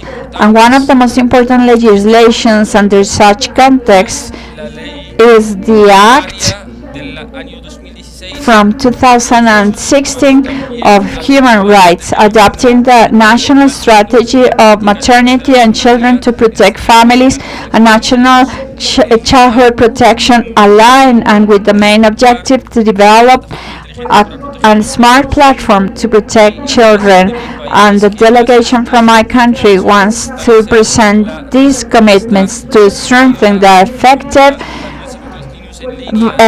measurements against childhood violence with all the lines that are guaranteeing the safety of children, to strengthen mental health for childhood during all the different stages, intervening early with an early intervention, and also educating the teachers and parents, and to promote the international collaboration with those developing countries in different environments with AI, exchanging knowledge, and that way we can work jointly to fight against the mistreatment and violence against childhood and the internet abuse, and fourth, to continue collaborating with the UN and international organizations and the civil society and NGOs in order to strengthen the efforts to fight against child abuse in the internet. Thank you very much.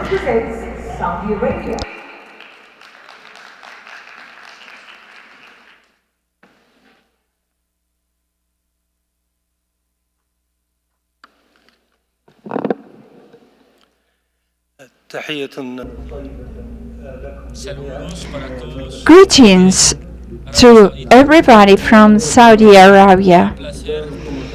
I am very pleased to congratulate you for your commitment for the children protection, and I am very glad to share this pledge from my country, Saudi Arabia, the budget to protect the childhood from every type of violence, mainly to protect childhood from all the risks,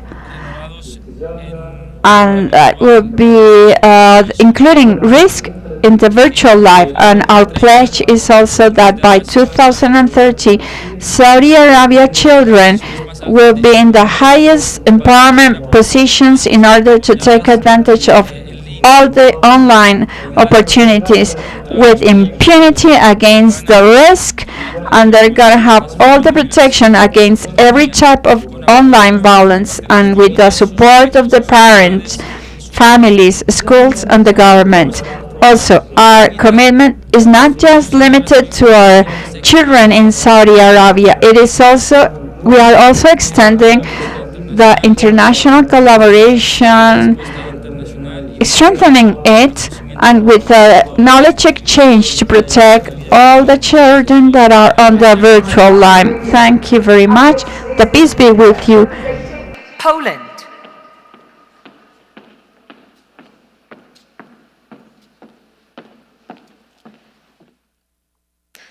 Good afternoon, ladies and gentlemen. I make this pledge to the children of my country, Poland. On behalf of the Polish ministerial delegation, I commit to launching a digital child protection register.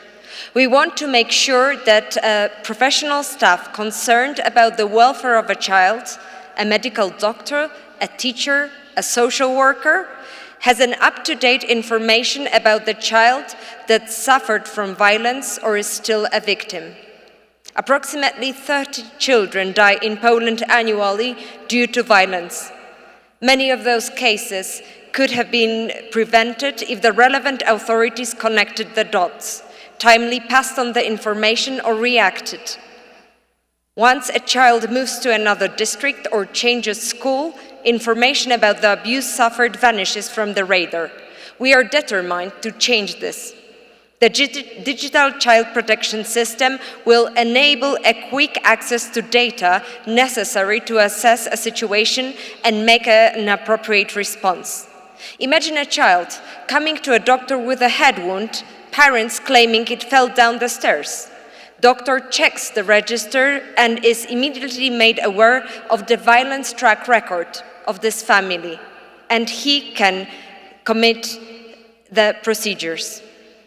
We want the register to be fully functional by the end of 2027, well ahead of 2030 goal. Thank you. Thank you so much, Poland. Up next is the speaker representing Czechia.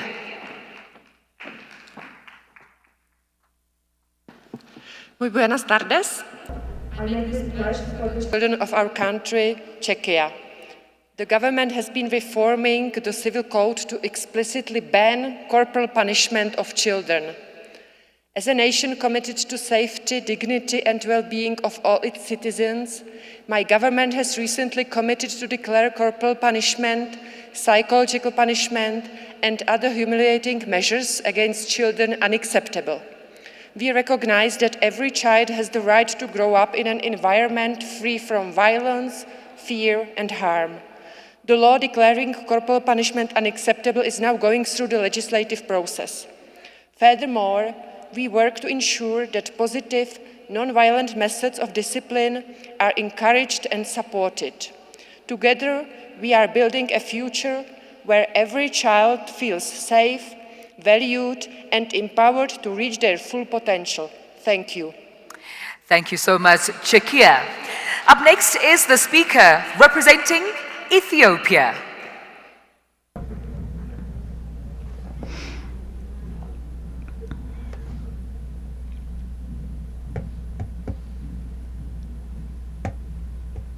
Good afternoon to you all.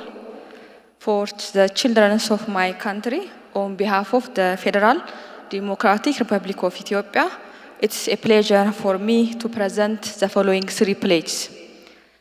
Under the parent and caregiver support, the government of Ethiopia commits to expand the nurturing care framework for early childhood development, which includes a strong parenting component from its current 15% to 50% by 2030. On response and support services, the government of Ethiopia commits to expand the child protection case management framework from the current 2% coverage to 20% by 2030. This framework is supported by a digital information management system to help survivors navigate the continuum of services, which includes health, social welfare, justice, and all, which are child-centered, disability inclusive, and gender sensitive. And lastly, the government of Ethiopia commits to put in place a system to undertake periodic and regular budget and expenditure tracking on ending child marriage and FGM by 2030. Thank you very much. Thank you so much, Ethiopia. Up next is the speaker representing Canada.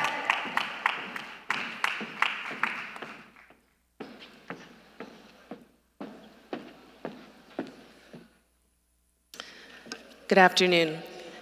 Canada pledges to continue to work across sectors to prevent and respond to all forms of violence against children in all their diversity in Canada and globally. Internationally, Canada works to address root causes of violence against children by addressing poverty and gender inequality, including through child protection system strengthening and by supporting cross-sectoral coordination to eliminate violence.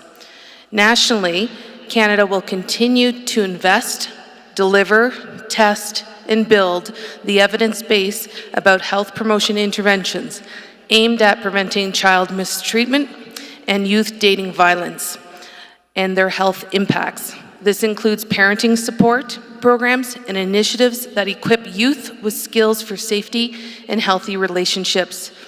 On the 10th-year anniversary of the Canada-Zambia-led resolution on child early and forced marriage at the UN General Assembly, Canada and Zambia pledged to continue to accelerate efforts to end child early and forced marriage globally and urge governments to co-sponsor this resolution to enhance our collective efforts to eliminate this harmful practice by 2030.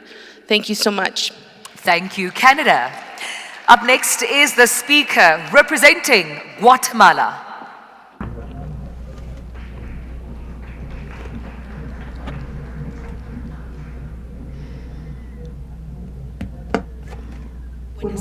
Good afternoon. Official delegation from Guatemala committed with the childhood and teenagers from our country pledges to promote an interinstitutional and dialogue to strengthen the development of the childhood and teenagers, to review the legal frameworks to strengthen the governance, coordination, public policies, and legal frameworks in our country. also pledges to strengthen the prevention programs in order to have safe spaces of community participation in our country during the next 3 years, and we hope that we are going to reach 100 municipalities. The current management is deeply committed with the focus on rights and serve public utilities with dignity for all the children and teenagers. Guatemala, thank you.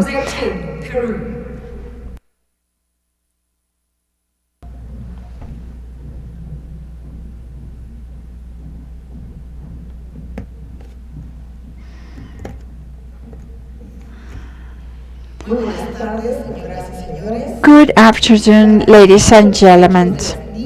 The guarantee of the rights of boys, girls, and teenagers to respect their dignity and comprehensive respect is the priority of the Peruvian government and Dina Boluarte, first woman president in Peru. Violence is affecting the majority to the boys and girls that are teenagers with deep impacts and harms that cannot be repaired, with risks and disadvantages that are added to the pain and suffering of the victim. Sexual violence is even worse, causing some sequels that will last for a long time, that will be worsened with the silence and lack of impunity. So it's important that it comes from the domestic or family, turning the household, the school, or the neighborhood into a daily terror scenario. To confront that, the Peruvian state pledges to implement a national strategy among different sectors to prevent the sexual violence against boys, girls, and teenagers by 2030, named Prevent to Protect, that will be intervening in the root cause of risk in order to avoid the risk. With the support of the general budget law, with budget programs to reduce violence and online care for all the childhood in our country, Prevent to Protect strategy will be led by the Ministry of Women and Vulnerable Populations that I am in charge of, presiding the National Comprehensive Care System for boys, girls, and children, and all the different ministries from health, education, and culture, and justice, and human rights will be part of it. Also the regional and local governments and the private and public institutions. Thank you very much. Up next, we have the speaker representing Uganda.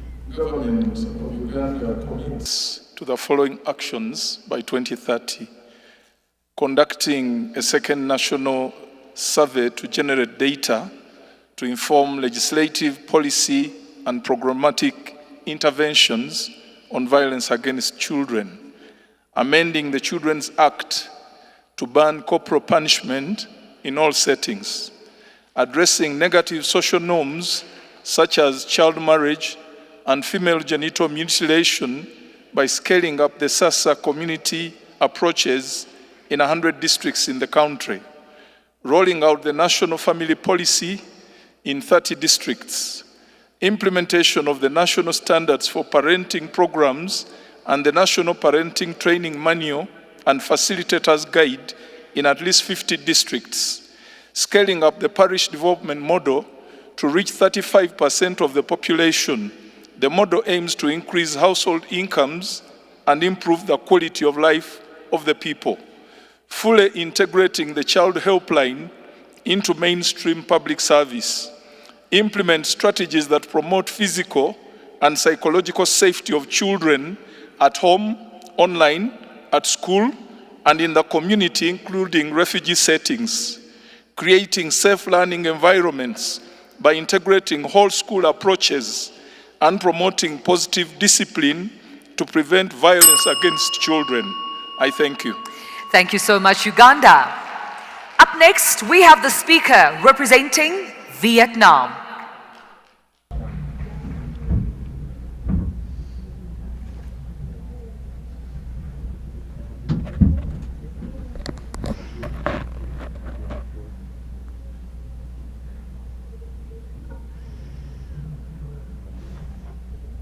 Ladies and gentlemen, xin chào. The delegation of the Socialist Republic of Vietnam is honored to attend the first Global Ministerial Conference on Ending Violence Against Children in the beautiful and hospitable capital of Bogota, Colombia. We are pledged to continuing to strictly implement the provision of current laws to severely punish acts of child abuse, to ensure that all children live in a safe and protective environment. We show our pledgement to building and perfecting a comprehensive child protection service system, including through the promulgation of regulation on economic and technical norms for public services using the state budget and standards for service providers to support and intervene for children in need of protection.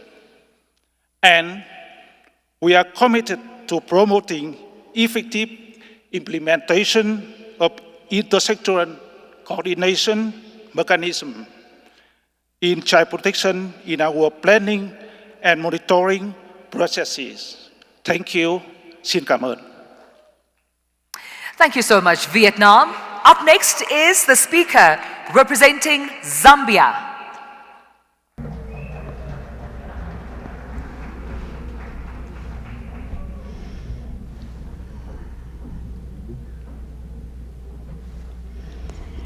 Good afternoon. On behalf of the government of the Republic of Zambia, I make the following pledges to the children of Zambia. 1, to develop parenting and caregiver support programs within which parenting interventions can be implemented among key stakeholders by 2030 through a 30% increase in the budgetary allocation aimed at reaching 2 million parents and caregivers across the country. 2, to create a safe and enabling school environment by 2030 through the enforcement of child safeguarding guidelines in all schools, reaching over 4 million children with increased access to integrated behavioral, mental health, and social services. 3, to strengthen response and support services in order to deliver a continuum of child protection services. Zambia commits to strengthening the social service workforce by recruiting 5,000 social service workers by 2027. Then, on this 10th year anniversary of the Canada-Zambia-led resolution on child, early and forced marriage at the United Nations General Assembly, Zambia, together with Canada, pledged to continue to accelerate efforts to end child, early and forced marriage globally. I now invite other governments to co-sponsor this resolution to eliminate this vice by 2030. I thank you. Thank you so much, Zambia. Up next is the speaker representing Paraguay.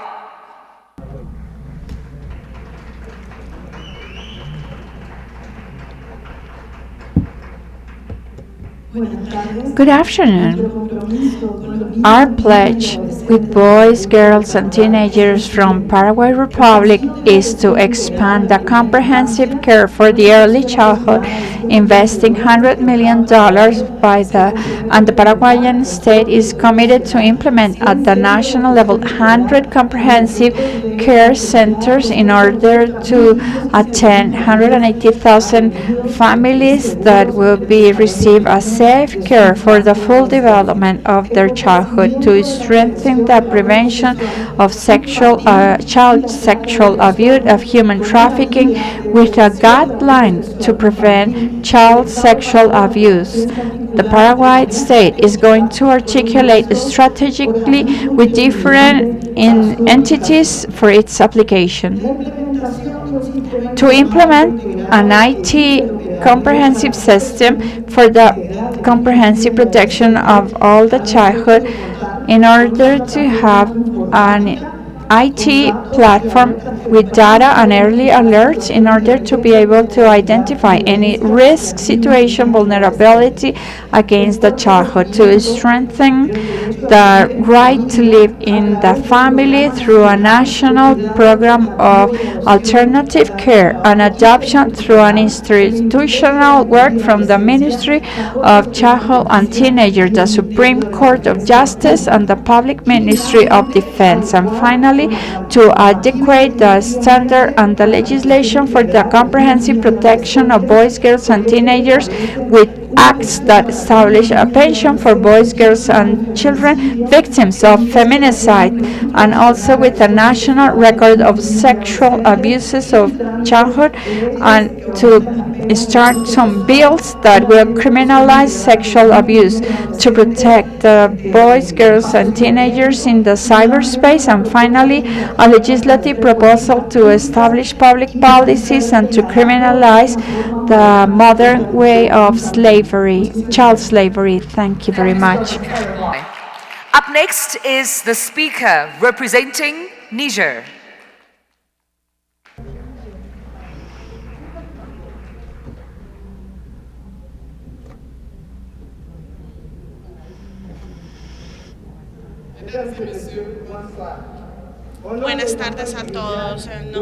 Good morning to everyone. On behalf of the government of Niger, the government pledged to develop laws to protect childhood against any type of violence, applying the next actions: to update and to reinforce the implementation of frame documents for the protection of the children based on the assessment, to expand this job at local level and improve the ministry with the Protection Committee for Boys, Girls, and Children under the Health Ministry and Social Welfare Ministry in collaboration with the Justice, Education, Youth, Employment, and Humanitarian Action Ministries to start a national action plan from 2025 to 2023 based on evidence for the monitoring of key interventions and the International Committee of Intervention for Boys, Girls, and Teenagers, and to use the national health system and reinforce data using messages, e-messages, to give the support to all the religious communities in order to give child support, reduce early marriage and forced marriage from now to 2028 according to the National Strategic Plan. Thank you very much for your attention. Represent Papua New Guinea.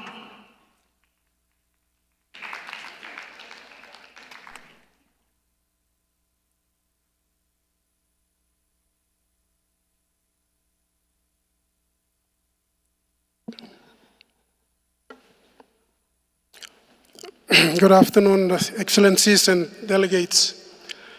I make this pledge for the children of my country, the independent state of Papua New Guinea. Papua New Guinea is one of the most diversified countries in the world with over 850 languages and cultures. The government of Papua New Guinea, in its efforts to ending violence against children, do commit all its institutions and in partnership with civil society organizations and others who respect and value our children in promoting and protecting the safety, security, and well-being of all children by, firstly, developing evidence-based action plans and budgets to plan, develop, and support the social service workforce for child protection, reviewing and enacting laws that promote children's long-term development, and eliminate corporal punishment. Thirdly, formulating the budget for a comprehensive and protective package for all children in need of protection. Fourthly, accelerate institutionalization of positive parenting programs that value and nurture a child's growth and development to their full potential. And finally, valuing our children by focusing on the values of respect, peace, and love. Thank you. Thank you so much. Papua New Guinea. Up next is the speaker representing Austria.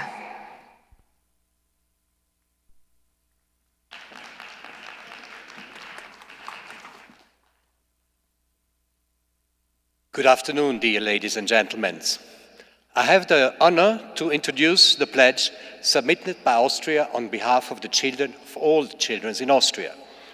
The right of every child to grow up free from violence was enshrined in Austria's constitution in 2011.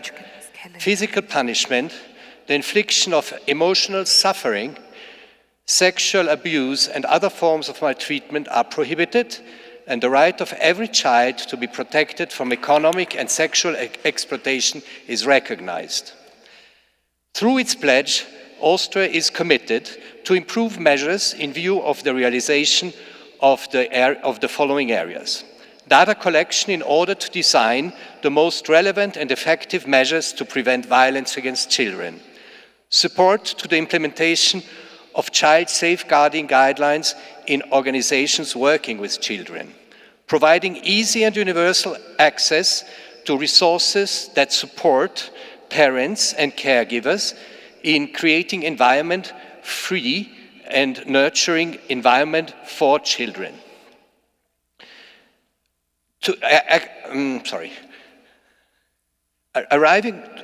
Striving to further develop the system of response and support services to ensure that children who are victims of violence, abuse or neglect have access to effective child-friendly and accessible support services, regardless of their background. Engaging in continuous dialogue with civil society, improving the situation of children worldwide through its international cooperation efforts. Thank you very much. Thank you so much, Austria. Up next, we have the speaker representing Gabon.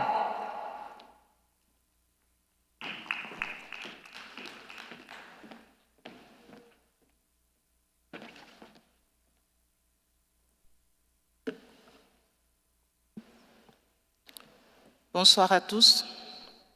Buenas tardes para todos. Good afternoon to everyone. Studies show that Gabon, amongst 2019 and 2021, 6% of boys and girls under 11 were victims of sexual assault. In 2018, 78% of children were victims of psychological or verbal abuse, 59% were victims of physical violence, and 36% were victims of sexual violence.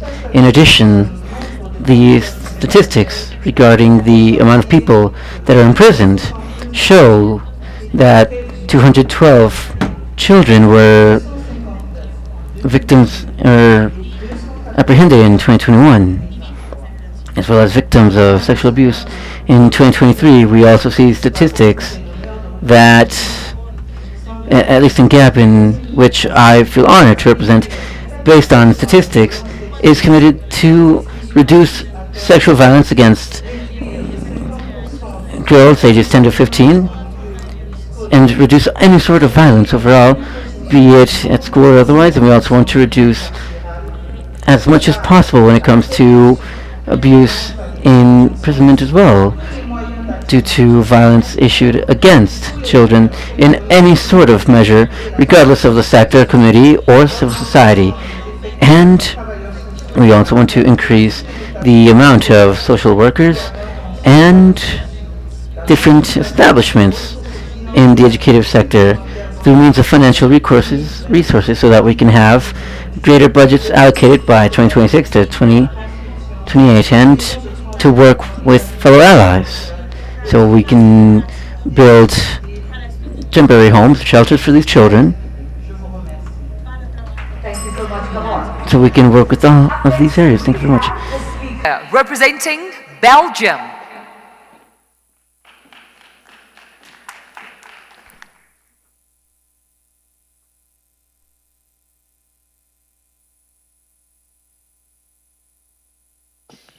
Good afternoon, distinguished delegates. Belgium is fully committed to respect and protect and fulfill the human rights both domestically and abroad, and places great emphasis on the rights of every child to a childhood free from violence.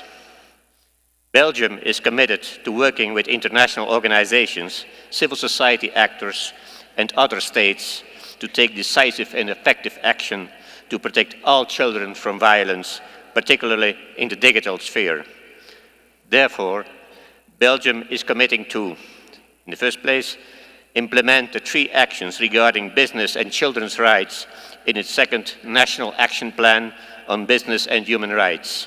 Secondly, promote respectively the implementation of the optional protocol to the Convention on the Rights of the Child on the sale of children, child prostitution and child pornography, and the ratification of the optional protocol to the Convention on the Rights of the Child on a communications procedure.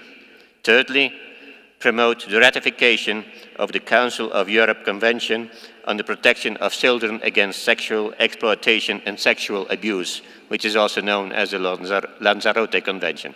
I thank you. Thank you so much. Up next, we have the speaker representing Philippines.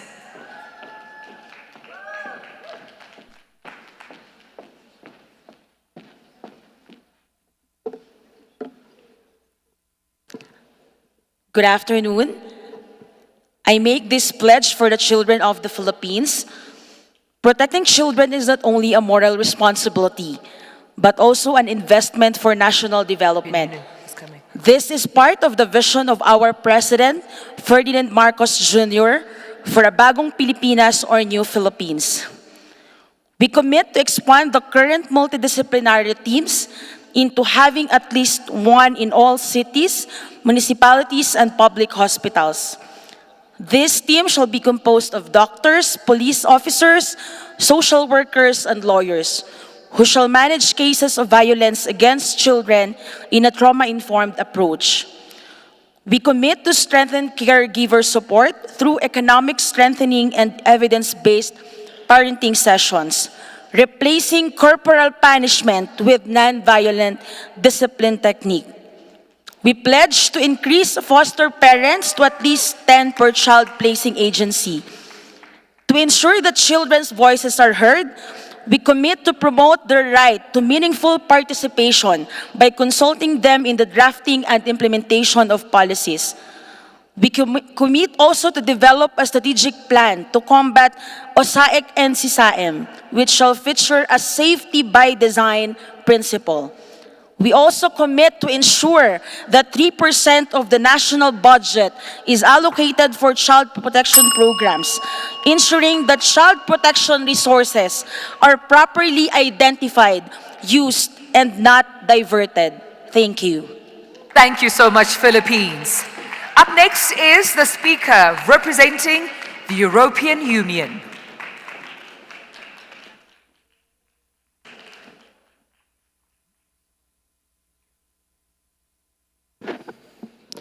The European Union congratulates the United Nations, our member state Sweden, and in particular the Colombian government for convening this conference so shortly after the enormous and successful effort of hosting COP16 on biodiversity. The high-level participation in this conference contrasts with a surge in violations of children's rights in armed conflicts worldwide, exacerbated by the spread of conflict and shifting methods of warfare. And in addition, as many have pointed out already, armed conflict is only one of the many types of violence affecting over half of the world's children. The EU pledges to pursue its extensive support to child protection in conflict environments worldwide, to education in emergency, to protecting children from terrorism and armed conflicts, as well as actions against forced recruitment, including in Colombia. Beyond emergency action, we reiterate our commitment to the comprehensive prohibition of violence against children and adolescents, to the eradication of child and forced labor, the elimination of female genital mutilation and child marriage, the reduction of violence, abuse, exploitation, and neglect experienced by children and adolescents, access to justice for children and adolescents, digital safety, and the empowerment of children and youth. We also repeat our call for all countries on this planet to adopt comprehensive child protection systems and policies involving not only social services, but also justice, health, and education. And the EU and its member states stand ready to support such actions worldwide. Thank you. Thank you so much to the European Union. Our last speaker for this pledging session is the speaker representing Somalia. While the member is walking to the podium, can all the member states please come to the side? We're about to take a group photo. Thank you.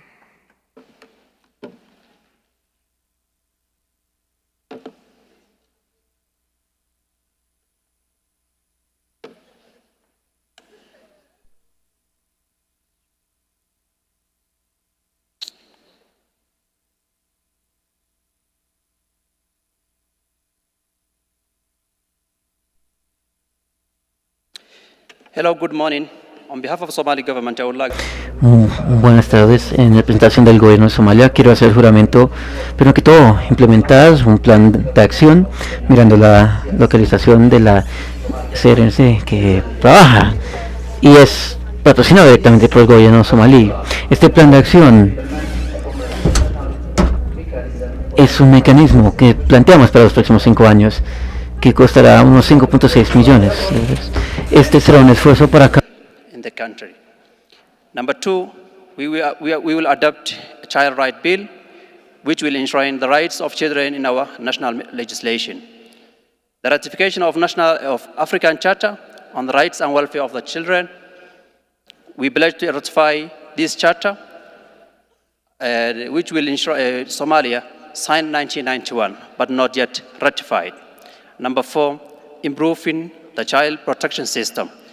We will strengthen the existing mechanism at both local and national level, enhancing coordination among stakeholders and increasing access to service for victims of violence and abuse, including psychological support and legal assistance. Thank you so much. Thank you so much, Somalia. If I may please ask you to remain on stage, all the member states, please get onto the stage for a group photo. We're about to acknowledge all the member states that have participated in the pledging session number 5. Ladies and gentlemen, this is an opportunity to document this moment as it matters right here at the Global Ministerial Conference. I think to also acknowledge all the countries represented, Somalia being one of them, the European Union, we saw them a bit earlier, also coming in and making a pledge, Philippines, Algeria, Belize, Cabo Verde, Cambodia, Central African Republic, Chile, Dominican Republic, Equatorial Guinea, Eswatini, France, Jamaica, Lesotho, Luxembourg, Malawi, Namibia, Sri Lanka, Chad, United Arab Emirates, Saudi Arabia, Poland, Czechia, Ethiopia, Canada, Guatemala, Peru, Uganda, Vietnam, Zambia, Paraguay, Niger, Papua New Guinea, Austria, Gabon, Belgium, all represented in this pledging session number 5, making a commitment to make change, protect the rights of children in their country, preserve the safety of children in their country, and end violence against children in their country. I think they deserve another round of applause. This is a big moment, a significant one, right here at the first Global Ministerial Conference on ending violence against children. Thank you so much to each and every one of you member states. Thank you. Together, it's up to you. What's your